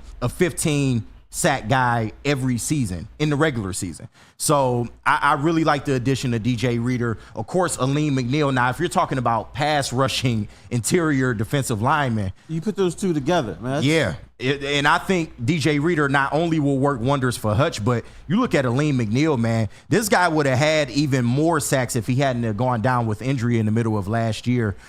He had 5, I think, to finish out the season. He could have easily got to 8, but with a DJ Reader there and him improving in the pass rush, what are your feelings about Aleem McNeil? It may be improving. Here's the thing I forget about Aleem McNeil. He's a young fella. He is. And the reason I forget that is because when I talk to him, I think I'm talking to like a 12-year vet. Yeah. So I look at him and so this brother must be 32, 33 years old, and he's not. That's a good thing, though, right? Yeah, it's a great thing. So he understands things. DJ Reader understands that. So you have professionalism in the middle of that line, which is very important. Yes. And I think the way it's going to be portrayed is that Hutchinson is bringing these guys along, but in reality, it will be Reader, more Reader than McNeil, teaching Hutchinson how to be more professional. Yeah. And Hutchinson is going to benefit. Absolutely. Because he's got pros around him. And he's already got all the tools that indicate he's an elite pass rusher in this league. We just need to see a little bit more. Shout out to Flannel, man. But do you have any thoughts on the opposite side of Hutch, man? They added Marcus Davenport, who, for all intents and purposes, seems like a good pass rusher when he is on the field. Of course, that's the biggest question mark if he can stay on the field. You have James Houston returning, who he came back toward the end of the last year in the playoffs. We didn't really get to call his name a lot, but he has a whole offseason now and a whole training camp. And, of course, Josh Paschal, the guy dealt with foot cancer and you know, some other nagging injuries as well. He's coming back healthy as well. Do you expect anything out of the other side of that defensive line? Well, you got 3 guys competing over there, but Houston scares me. Yeah. Because in a good way or a bad way? Bad way. Oh, God. In a bad way. Because talk about it. We kept hearing he's coming back this week. He's coming back. Nah, no, he's not. And then we said, well, the rehab is going well. No, it's not. So a lot of times when you hear stuff like that, you assume, well, he's got the whole off season. He'll be back. Those things linger. That's true. They linger sometimes. So I don't like the trajectory, I can't even say the word, of James Houston. It scares me. Yeah. And it's mostly about, is he going to be healthy? Yeah, I do agree with that. There is a level of concern there because, I mean, what he did his rookie season, it was amazing, but that's hard to just duplicate. I mean, 8 sacks in 9 games or whatever it was, that's not something just like you can just do easily like that. But in the type of injury he have, you know, he has that bend to where he can get around tackles pretty easily. When you have the kind of injury that he had, you do wonder, is that bend still there? But I'm confident that I see the chat, man. The man did have foot cancer, though. We got to just call it what it is, man. But, yeah, man. But you do hope that he can come back right, man. But all in all, this Lions defense, man, do you think they can get to a top 10? Yes. And I think they're going to be borderline. And I'm talking about that 9 to 12 range, which is, you know, so yeah, I think they can. you've got attitude in the dressing room now. You got help for Hutch. Yeah. Arnold, I know he's going to struggle this year, but I'm looking at him that his attitude and the way he plays. Have you seen the video of his workouts? Yes. He was a monster. Insane, man. Right. He's a Bama kid, man. Yeah. That's what I like about him too, Bama. Yeah. But I think he's going to filter down to the rest of those DBs. And, I mean, that could hit the whole defense, man. I love his attitude. And a lot of times you need someone that's going to pump up a defense because defense is mostly reactionary. Yeah. And when you get a football team, your crazy dudes are on defense. It's like, okay, I don't want to deal with this brother because he's right. too way out there. And normally they're playing defense, and I think he's going to be that guy. I agree, man. But we got to go to break right now. Coming back, T-Foss, what you want to talk about, man? Will the Lions be a little bit complacent this season? Ooh, that's a good question. I got the answer for you, too. All right, man, and we will be back, but Spinmo, what we got? Let me tell you about KDK Law and not letting that woman do you wrong, because damn right. If you are dealing with divorce, child custody, visitation, or any other family law issues, Kevin and Catherine at KDK Law in Birmingham will have your back. 10 plus years of experience and 24/7 availability. Scan the QR code on the screen or call 248-971-0476. Say Woodward sent you, and KDK Law will pay your filing fee. KDK Law, they've got your back. Don't let that woman do you wrong. So just to get the heated steering wheel, I also had the spring for the bigger rims. Yeah, that's how they get you. Those upgrades will cost you an arm and a leg every time. Hey, new car crew, how'd it go this weekend? I got a great deal on mine. How? I went to Randy Wise, not those other guys. They got me in a great new ride, and they didn't break my budget. Hey, could you pass me the sugar? How? Never mind. He made the wise choice. Yep. Make the wise choice at randywisechevy.com. Love Woodward Sports? Love wearing clothes? Then you should be wearing Woodward Sports clothes. Check out our full line of merch at woodwardsports.com. Just click on shop. We have all your favorite designs, like Dan Campbell kneecaps, Woodward golf, and of course, our own logoed out merchandise. Men, women, infants, kids all love Woodward Sports. Impress your friends. Impress your boss. Impress your dog. Buy Woodward Sports merch today.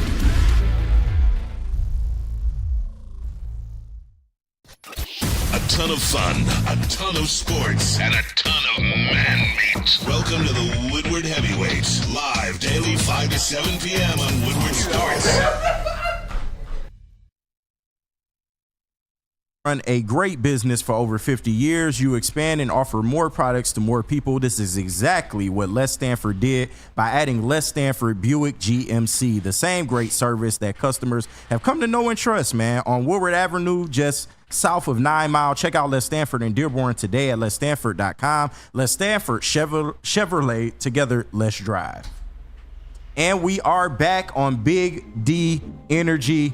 Your boy KG up here, man, trying to make it work with the legendary Foster. And you're doing a wonderful job. You guys We're proud are of doing you. great, yeah. Hey, fellas, one thing that could stop the Lions this year. Foot cancer. Complacency. Right, apparently foot cancer, man. Foot cancer or complacency. If y'all in the chat, man, I get it, but I mean, it's essentially foot cancer. But that's neither here nor there. Before we went to break, man, you teased, are the Lions going to be complacent this season? That's the only thing that can stop them. Now, have you seen Dan Campbell? Yes. Okay. I have a homework assignment for everybody out there. If you see Dan Campbell in the Starbucks line, make sure he gets that extra shot of espresso. Yeah. Because I don't think there's any way this team could be complacent. Yeah. Because he's not going to allow that. And Brad Holmes is nuts too. They let him in the locker room and they slapping two peas in a people pod. upside the head. Yeah. So the only thing, complacency could stop the Lions, but it's not. They're not going to be complacent. Maybe the only thing, I'm going to correct myself, maybe the only thing that could stop them is a rash of injuries. Yeah. But complacency, that should be the least of their worries. Now, they're in position for that to be a factor, and it could be with most teams because they've overachieved, and no matter what they say, they are the hunted now. Absolutely. They're not hunting like they were before, and so there is a human nature to let down a little bit, but I just think Dan Campbell's not going to allow it. I don't know. Hold on. Go ahead, KG. Justin. I think we're still hunting. I mean, I don't think this team's satisfied. You see what they say in the media, and yeah, talk is talk, and they got to walk the walk. But at the end of the day, there are teams on this team's hit list that they are hunting. They're hunting the Packers. They're hunting the 49ers. They're hunting the Chiefs, even though they beat them last year. There are teams out there that they are 100% going after. They need to beat them this year. Dallas, like they are not the. I would not say. I'd say they are getting hunted, but they're just as much the hunters as they are getting hunted themselves. Yeah, I kind of like that take, Justin, because, yes, the Lions, although they had an amazing season last year, they haven't really done anything in the grand scheme of things. Like, yes, they finally got that division title. They did get that playoff win off their back. But in terms of just, like, you know, what they need to do, they still have a long ways to go, man. But like you said, injuries are really the only thing that I can see that can stop the Lions. When you brought up complacency, that didn't even register like in my mind, man, because there is no way in hell Dan Campbell and a GM like Brad Holmes is going to let this team be complacent, man. And you can believe me, or you can just look at what they've done every year. Like, success normally isn't linear, but it has been with the Lions, man. Going from 1-6 to finishing 9-8, 3-13 the year before that, 12-5 this year, and will we win a Super Bowl this year? Still yet to be seen, but everything indicates to me that this team is hungry. They know what they need to do, and they've said it from the top down. You've heard Sheila say Super Bowl. You've heard Brad Holmes say Super Bowl. Dan Campbell, some of the players, Super Bowl, Super Bowl, Super Bowl. They are in their window and right it was now. Something the Lions organization was a word they were afraid to say for years. Yeah, that they're openly saying right. now. Before, it's like, yeah, we can win some ball games or we can beat anybody. Yeah. But I tell you, my favorite Dan Campbell quote now, over the kneecaps and all that stuff, was, well, you know, Dan, you guys are going to be hunted by other teams. And he said, yep. And we're going to be on the front porch waiting for them to come out. Right. I love that quote. You damn right. Hunt us. We're not going to be, you don't have to chase us. We're going to be right here so we can fight. Nah, and Dan Campbell, you know, he's one for making great quotes, man. But just everybody knows what the mission is, man. So I definitely can't see this team getting complacent. And even if you look at the young players, they're bringing in young, hungry players, man. Players that want to achieve success. Players that are used to winning on the college level, that want to win on the big stage, man. So I really look forward to what they are going to bring this year. Like I said, the injury is the only thing stopping this team. I can't see them just falling off a cliff. So, Spinny, what do you feel? Can the Lions actually be complacent? I don't think they will. And you guys mentioned Dan Campbell and you mentioned Brad Holmes, but also all of the other player coaches, all of the guys who have been there before and done it before, they have Super Bowl experience on this team. They know what it means to be at the top of the mountain. They know what it means to have expectations as a player and as a coach in the NFL. So I don't think they're going to let these guys get complacent. I don't think they're going to let these guys be like, all right, we won a division. We won a couple playoff games. That's good enough for Detroit. That's good enough for us. No, they have the expectations of being a big dog, of being a team that's going to consistently compete for Super Bowls throughout their tenure here. So I think they're in the right mindset, and I don't think they'll get complacent. And you notice the first rookie they brought in was a yapper. Yep. Yeah. Arnold is a yapper. Mm-hmm. If he sees complacency in that DB room, he's not going to allow it. No. He's going to say, no, we talking this up. What's up? Yeah. And a veteran like Carlton Davis, too. He's also somebody very confident in his abilities, and rightfully so, man. At one point, he was a top 10 corner in this league, man. Like last year, he took a step back, but I have all confidence in the world that he will bounce back this year, especially with the additions that they made in the secondary. But one thing I did want to ask you that I feel like, you know, people aren't talking about, are there any concerns that you have for the Lions going forward? Like, what is one thing that you think the Lions still need to improve on, even with everything that has happened so far? I'm still not in love with the linebackers. And I know Jack Campbell's getting all kinds of love and everything. I'm not convinced of him Rightfully yet. so.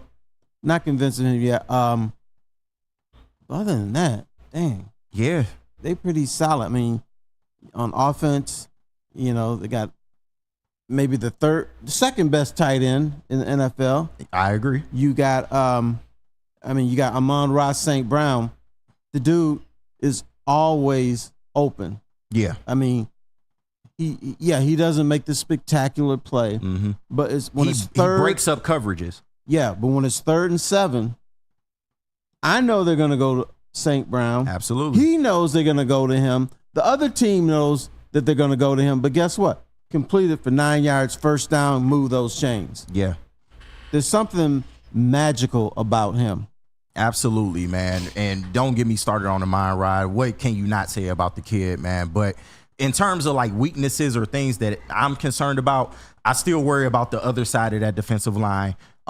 Just based off of health, man. And I hate to keep bringing up Marcus Davenport and the health, but this is a guy who has had multiple surgeries over his career, man. Last year only played 4 games, I believe. So I really would like to see him stay healthy, stay on the field, because like I said, if he's on the field, he's the type of speed rusher off that edge that the Lions can really benefit from, man. And then you look at James Houston, of course. He didn't look so great once he actually got back last season, but I am confident with a full training camp this year that he can also be reliable in the backfield. But and just maybe I'm concerned about receiver because we want to see big things from J-Mo. I have confidence in J-Mo that he can take over. Of course, Amon-Ra St. Brown, Sam Laporta, if you want to count him as a receiver, but who plays that number 3 role? And no offense to Khalif Raymond, I think Khalif Raymond is great. Can he be a consistent number 3? We haven't seen him in that role. That was Josh Reynolds' role last year, and he was kind of the 4 that they brought in for spot duty, but he was also a chain mover. Do you have any type of ill feelings about the receiver room at this point? I think Khalif Raymond can fill that role. It's the number 3 receiver. Which is important on this team because they spread the ball around. But you don't need Jerry Rice there. No, you don't. Okay. I think the thing that concerns me a little bit, or I want to see, is J-Mo has to be professional this year. Yeah. He can blow the top off of an offense. We keep hearing that. Well, then do it. Yeah. Do it on a consistent basis. You have to be more than a decoy this year. This is where, if the Lions are going to take that next step, if the Lions are going to be that team that we call great, J-Mo is going to have to fill an important role. That's facts. Yeah, he's going to have to be that guy. Yeah.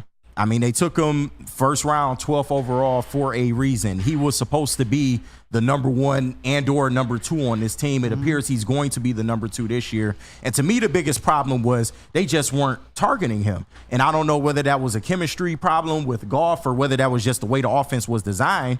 But he's going to step into that role this year, and I have full confidence, especially when Dan Campbell comes out and says, hey, this kid has been the hardest worker all offseason, man. And then you see some of the OTA videos, him catching passes over Carlton Davis and things of that nature. I have full confidence. J-Mo here to play, man. Yeah, but you know what we haven't seen? We haven't seen Jared Goff and J-Mo and Maui or in California just throwing passes. That's true, but that doesn't mean it hasn't happened. It doesn't mean it. But we know it didn't happen the first 3 years. That's true, but it was alluded to by Dan Campbell that around March sometime they may have gotten together and started working. Maybe it's happening this year, but yeah, that plays a big factor as far as the quarterback and the wide receiver. There's that trust. Yes. There's that. I know I'm going to go right and the ball's going to be there. Damn right. So if that's happening, that's very important. Yeah, and that's going to be scary for defenses, but we about to go to break. Coming back, is there anything else you want to talk about, Mr. Terry Foster? There is. The women on the Pepsi porch.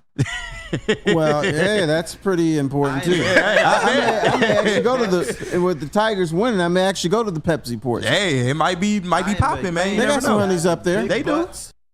Do you ever go up there? Nah. I haven't been up there. I'm normally in the 100 level because I'm just sweet like that. You need to go to the Pepsi porch. Get yourself a couple beers. Okay. check out the Honeys. And I heard they like brothers with dreads up there, man. Well, so you might, it's true, but I'm a married man, so shout out to my baby Shy at home. Love you. You know, T-Fall's trying to hit me up here. No, I'm just saying you can window shop. No, of course. Window shopping never hurt nobody, man. Absolutely. Shout out 50, man. But what we got, Spinmo? Tell us about Randy Wise. Randy Wise, not those other guys, man. And I'm not. We gonna skip the little, the weird part of this read. But how would you like to play with the university? The foursome, man? Yeah, no, I'm good on the foursomes, man. But how would you like to play the University of Michigan golf course with said Braylon Edwards? It's the Randy Wise Celebrity Golf Tour. Registered today, and you could be a part of a team that will be with Braylon Edwards on the golf course. We're not talking about foursomes. Go to woodwardsports.com or scan the QR code on the screen. When it comes to your next car or truck, make the wise decision. Randy Wise Automotive. At Planet Fitness, you can get everything you need for just $1 down. Try out Planet Fitness and dang, they got lots of equipment. Not me getting a Planet Fitness membership just for the 24-hour perk. Hey, y'all better get on these free fitness training sessions from Planet Fitness. Did y'all know that the PF app has workouts you can do at home? Cheapest therapy I can find is Planet Fitness. Join Planet Fitness today and get everything you need for just $1 down. $15 a month, cancel anytime. Deal ends Thursday, July 18th. Love Woodward Sports? Love wearing clothes? Then you should be wearing Woodward Sports clothes. Check out our full line of merch at woodwardsports.com. Just click on shop. We have all your favorite designs, like Dan Campbell kneecaps, Woodward golf, and of course, our own logoed out merchandise. Men, women, infants, kids all love Woodward Sports. Impress your friends. Impress your boss. Impress your dog. Buy Woodward Sports merch today.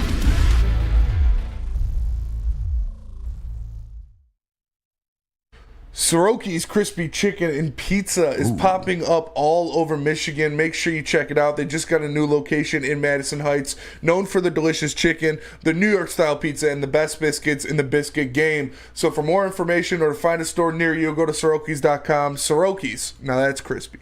I may have to pick up some tenders and biscuits on the way home, man. Yeah, So I was good. thinking about it too. So fire right now. But welcome back to Big D Energy. We in the home stretch now. Your boy KG up here with the legend, Detroit legend, Terry Foster.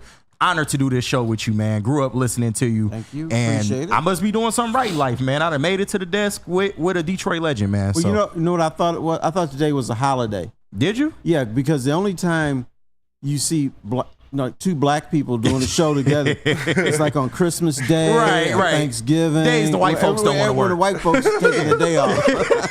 So I said, damn, is today a holiday or something? It should be, man, because I had to work on Juneteenth, and I ain't appreciate that. Just letting y'all know. But Should have given us the day off on Juneteenth. next year, though, Especially you. finito. Out of here, man. Don't hit me up, not coming in. But we are back on Big D Energy. We got Justin dancing in the booth for some reason. We got Broadcaster 6 in the TD booth. You know, lining them up, man. Spinny think he's slick, man. He got the riz, as the kids say, man. But he over there lining it up. But T-Foss, what did you want to talk about during this segment? We in the home stretch. When you brought up Juneteenth, something happened recently that upset me.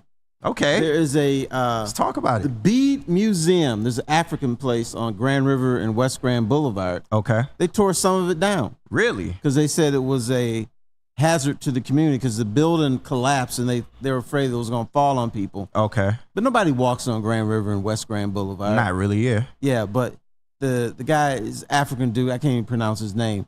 But he has 1 million beads in there and all kinds of stuff. And I used to go there for Juneteenth. That's what's up. So, Yeah. do they have plans to maybe gentrify the location? Is our apartment buildings going up? What's going on with that? No, they're not going to gentrify that. 'Cause Okay, that's, good. That's where I grew up. Oh, okay. My so hood if is Terry never Foster gonna put be- his foot down, it's y'all can't never do gonna that be shit here. gentrified. I went to Harlem. That's been gentrified. Yeah, I heard a lot of New York is like, it is not the same New York as it used to be, man. But what you gonna do, man? The people got the money. What you gonna do? Yeah, let them spend it. And you know what? Gentrification makes things better, but then people who live there can't afford it anymore. Yeah, exactly. They price everybody out. So Like that's the only thing I don't agree I with. take advantage of gentrification. In what ways? They're building some nice new restaurants and bars that are overcharging. No, that's true. That's where I go. Have you seen 6 Mile in Livernois now? It's like a whole different place over there. I'm usually 7 Mile in Livernois. Oh, okay. You know I got robbed at that Coney. Did you? Yeah, the Nicky D's right there. Oh, really? Oh, yeah. I got robbed at that Coney at gunpoint, 5 people. Well, I was with 5 other people, but wow. Yeah, it was crazy night, man. Crazy night. Right across from Detroit, good old Detroit. Now, what are Mercy, you doing at Nicky D's at night? Well, you know, we partaked in some of the green, you know, and me and my boys, we wanted to go get some food. It was like 2 in the morning. Nicky D's is always open.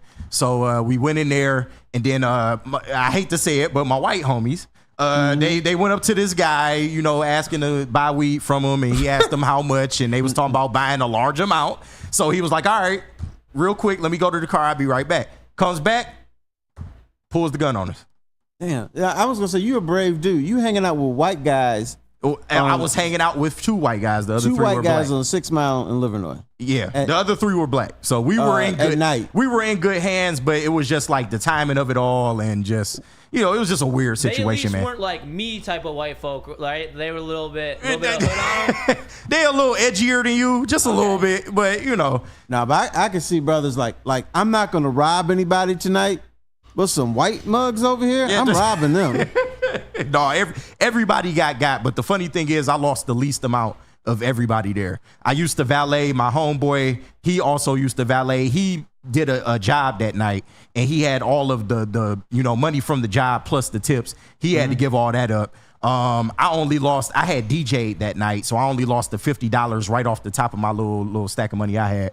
But yeah, it was just a weird night, man. Just a regular old night in the city, man. Everybody I know that I grew up with has been robbed at gunpoint at some point. You got to. If you stay here in Detroit, you're getting robbed at least once. I have not. Now it's going to happen next week now that I've said it. Next week. You're going to say, check it in. Oh, they don't even say that anymore. No, they going to look, oh, it's Terry Foster. Man, I can't say, what up, dog? No. I have not been robbed at gunpoint. But I've had a gun pointed on me. But not robbed. But now it was why was the gun? Oh, okay. Yeah, I was going to say, I've had cops kid. point guns at me, but I've never been robbed at gunpoint. It's not fun. Yeah. It's happened to me twice, actually. Yeah, I was scared. Yeah. It's not a fun experience, but you got into it with the cops, man? No, what happened was it was on Joy Road. There was I think it was an oil refinery, which I didn't know Detroit had an oil refinery. But there was this huge fire, and so we walked to Joy Road to watch the flames. It was at night. Mm-hmm. And so the police kept saying, step back, step back. Well, the fire was like 300-400 yards away. So, yeah, we were getting closer and stuff, but we were still 300 yards away. Yeah. So this police officer said, get back. And this cocked his gun. And I just looked at it. I said, but we kids. Yeah. But we kids. I couldn't say we're just kids. I was scared. I said, we kids. Right. I said, we were like 10, 11. How can you cock a gun at some kids? Yeah, that's crazy. Damn, man. that's his country. Fuck that. Yeah, that's where we at, man. That is where we at. But did not enjoy that. Yeah, And the other thing is, we can add to the list of black jobs. Co-hosting Big D Energy. Yeah, man, that's a black job, man. Yep. Don't get me started. And it's a fun one too. Don't get me started on the black job thing, man. This whole thing is crazy. I'm gonna just leave it at that. But are there any more sports topics that you wanted to touch on today? No, I'm good. We can go to break, and then we can do.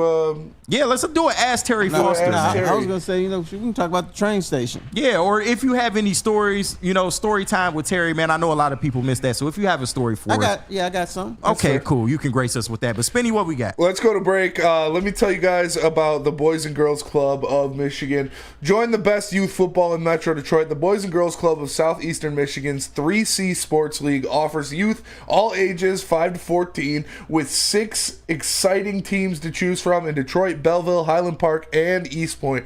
All coaches are trained, certified, and undergo background checks. Register for football or cheerleading at bgcsm.org. Equipment, meals, and transportation included.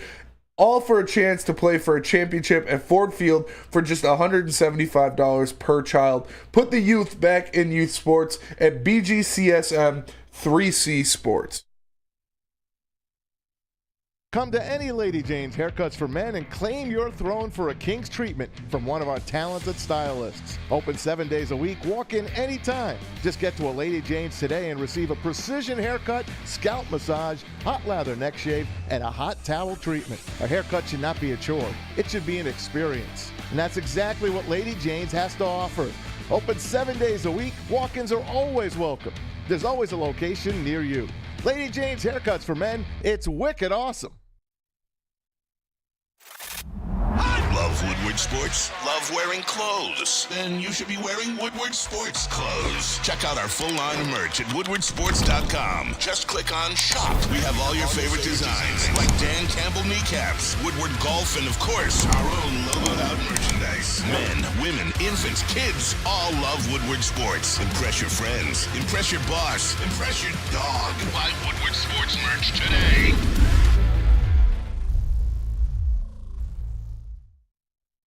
Attention sports fans, don't miss out on expert sports injury insights with Dr. Jeff Pierce of Michigan Sports and Spine.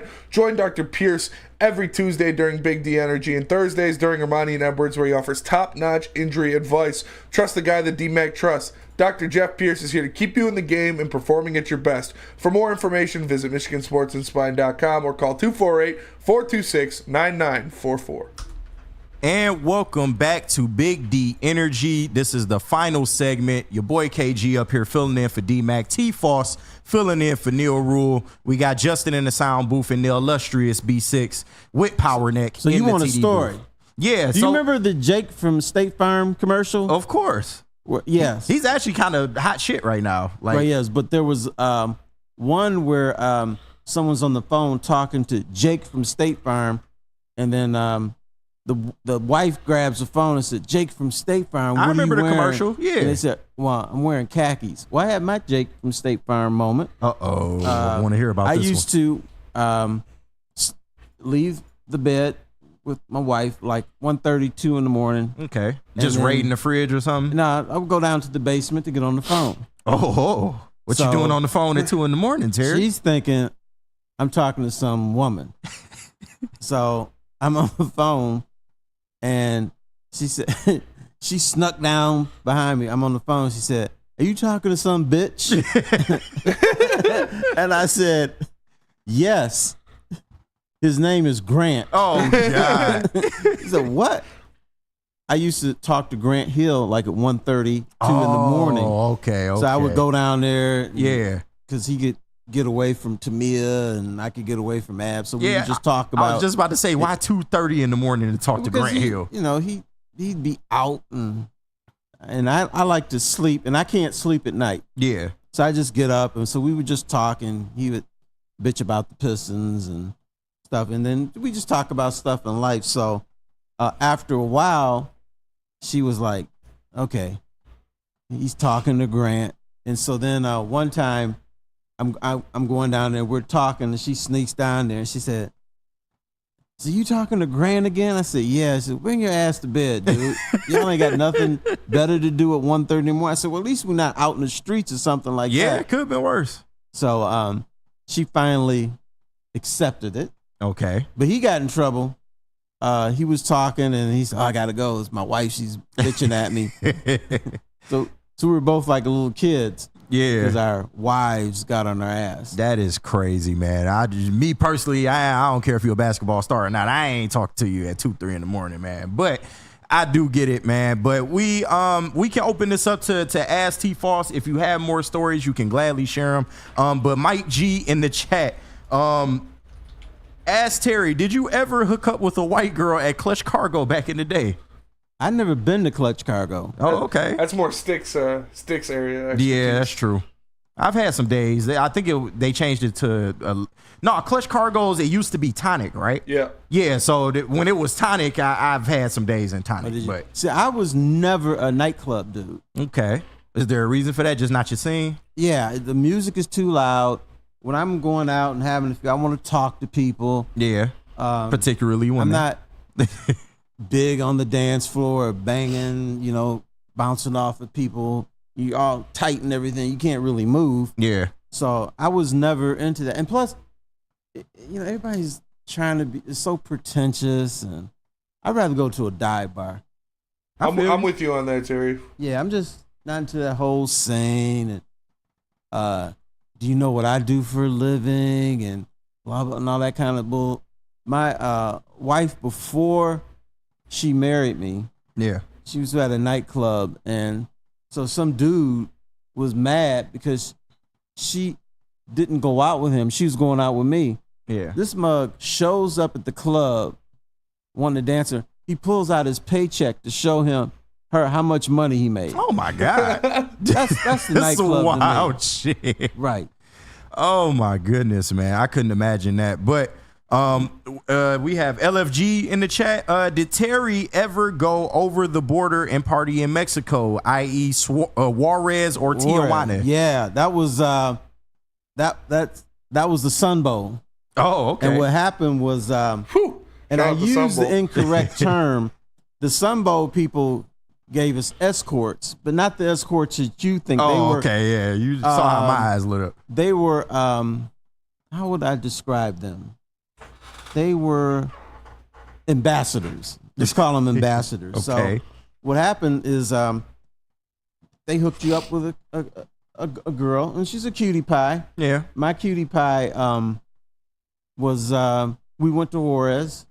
And we went to a Mexican restaurant. I didn't know what was happening over there, so she showed me around and everything. And then we go to this bar, and then we saw a something that's kind of gross.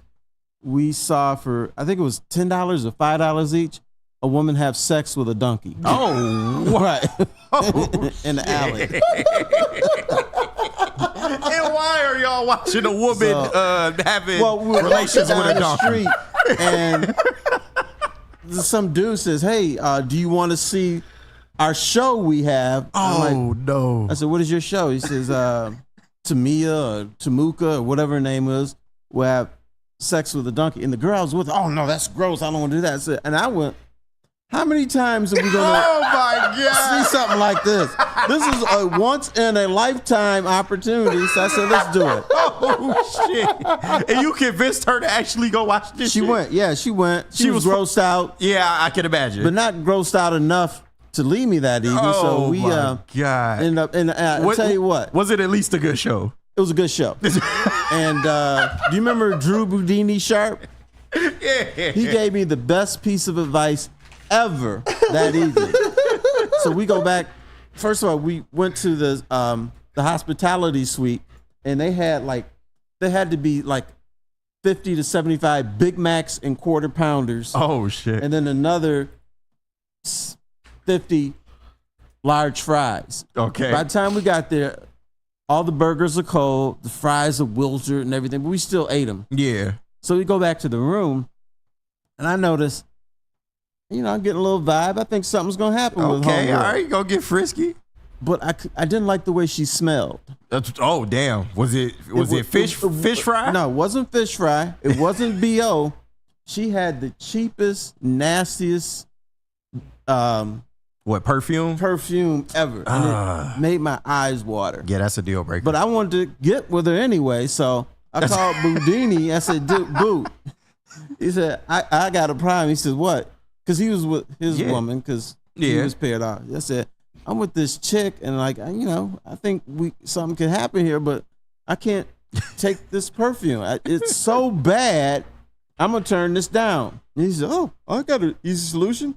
Just take a shower with her." That's what I would have said too. So the smell will be gone. Yeah. You'll both be clean, and boom. So that's the best piece of advice I ever got. Hey man, That's fair. That is wild. And on that note, I think it's time to wrap it up before this gets any more out of hand. But shout out T Foss, man. I appreciate you doing the show, man. Sun Bowl. Yep, right. And sharing your donkey story with us, man. Right, we're gonna get you to cover the Sun Bowl one day. No, I'm good on that. I'll cover the Sun Bowl. All right. I'm good on that, man. But for T Foss, KG, Justin in the sound booth, appreciate you. Of course, B6, man. I'm you too famous to even look at, but I appreciate you gracing us with your time. I do what I can. This has been Big D Energy. We'll see you tomorrow.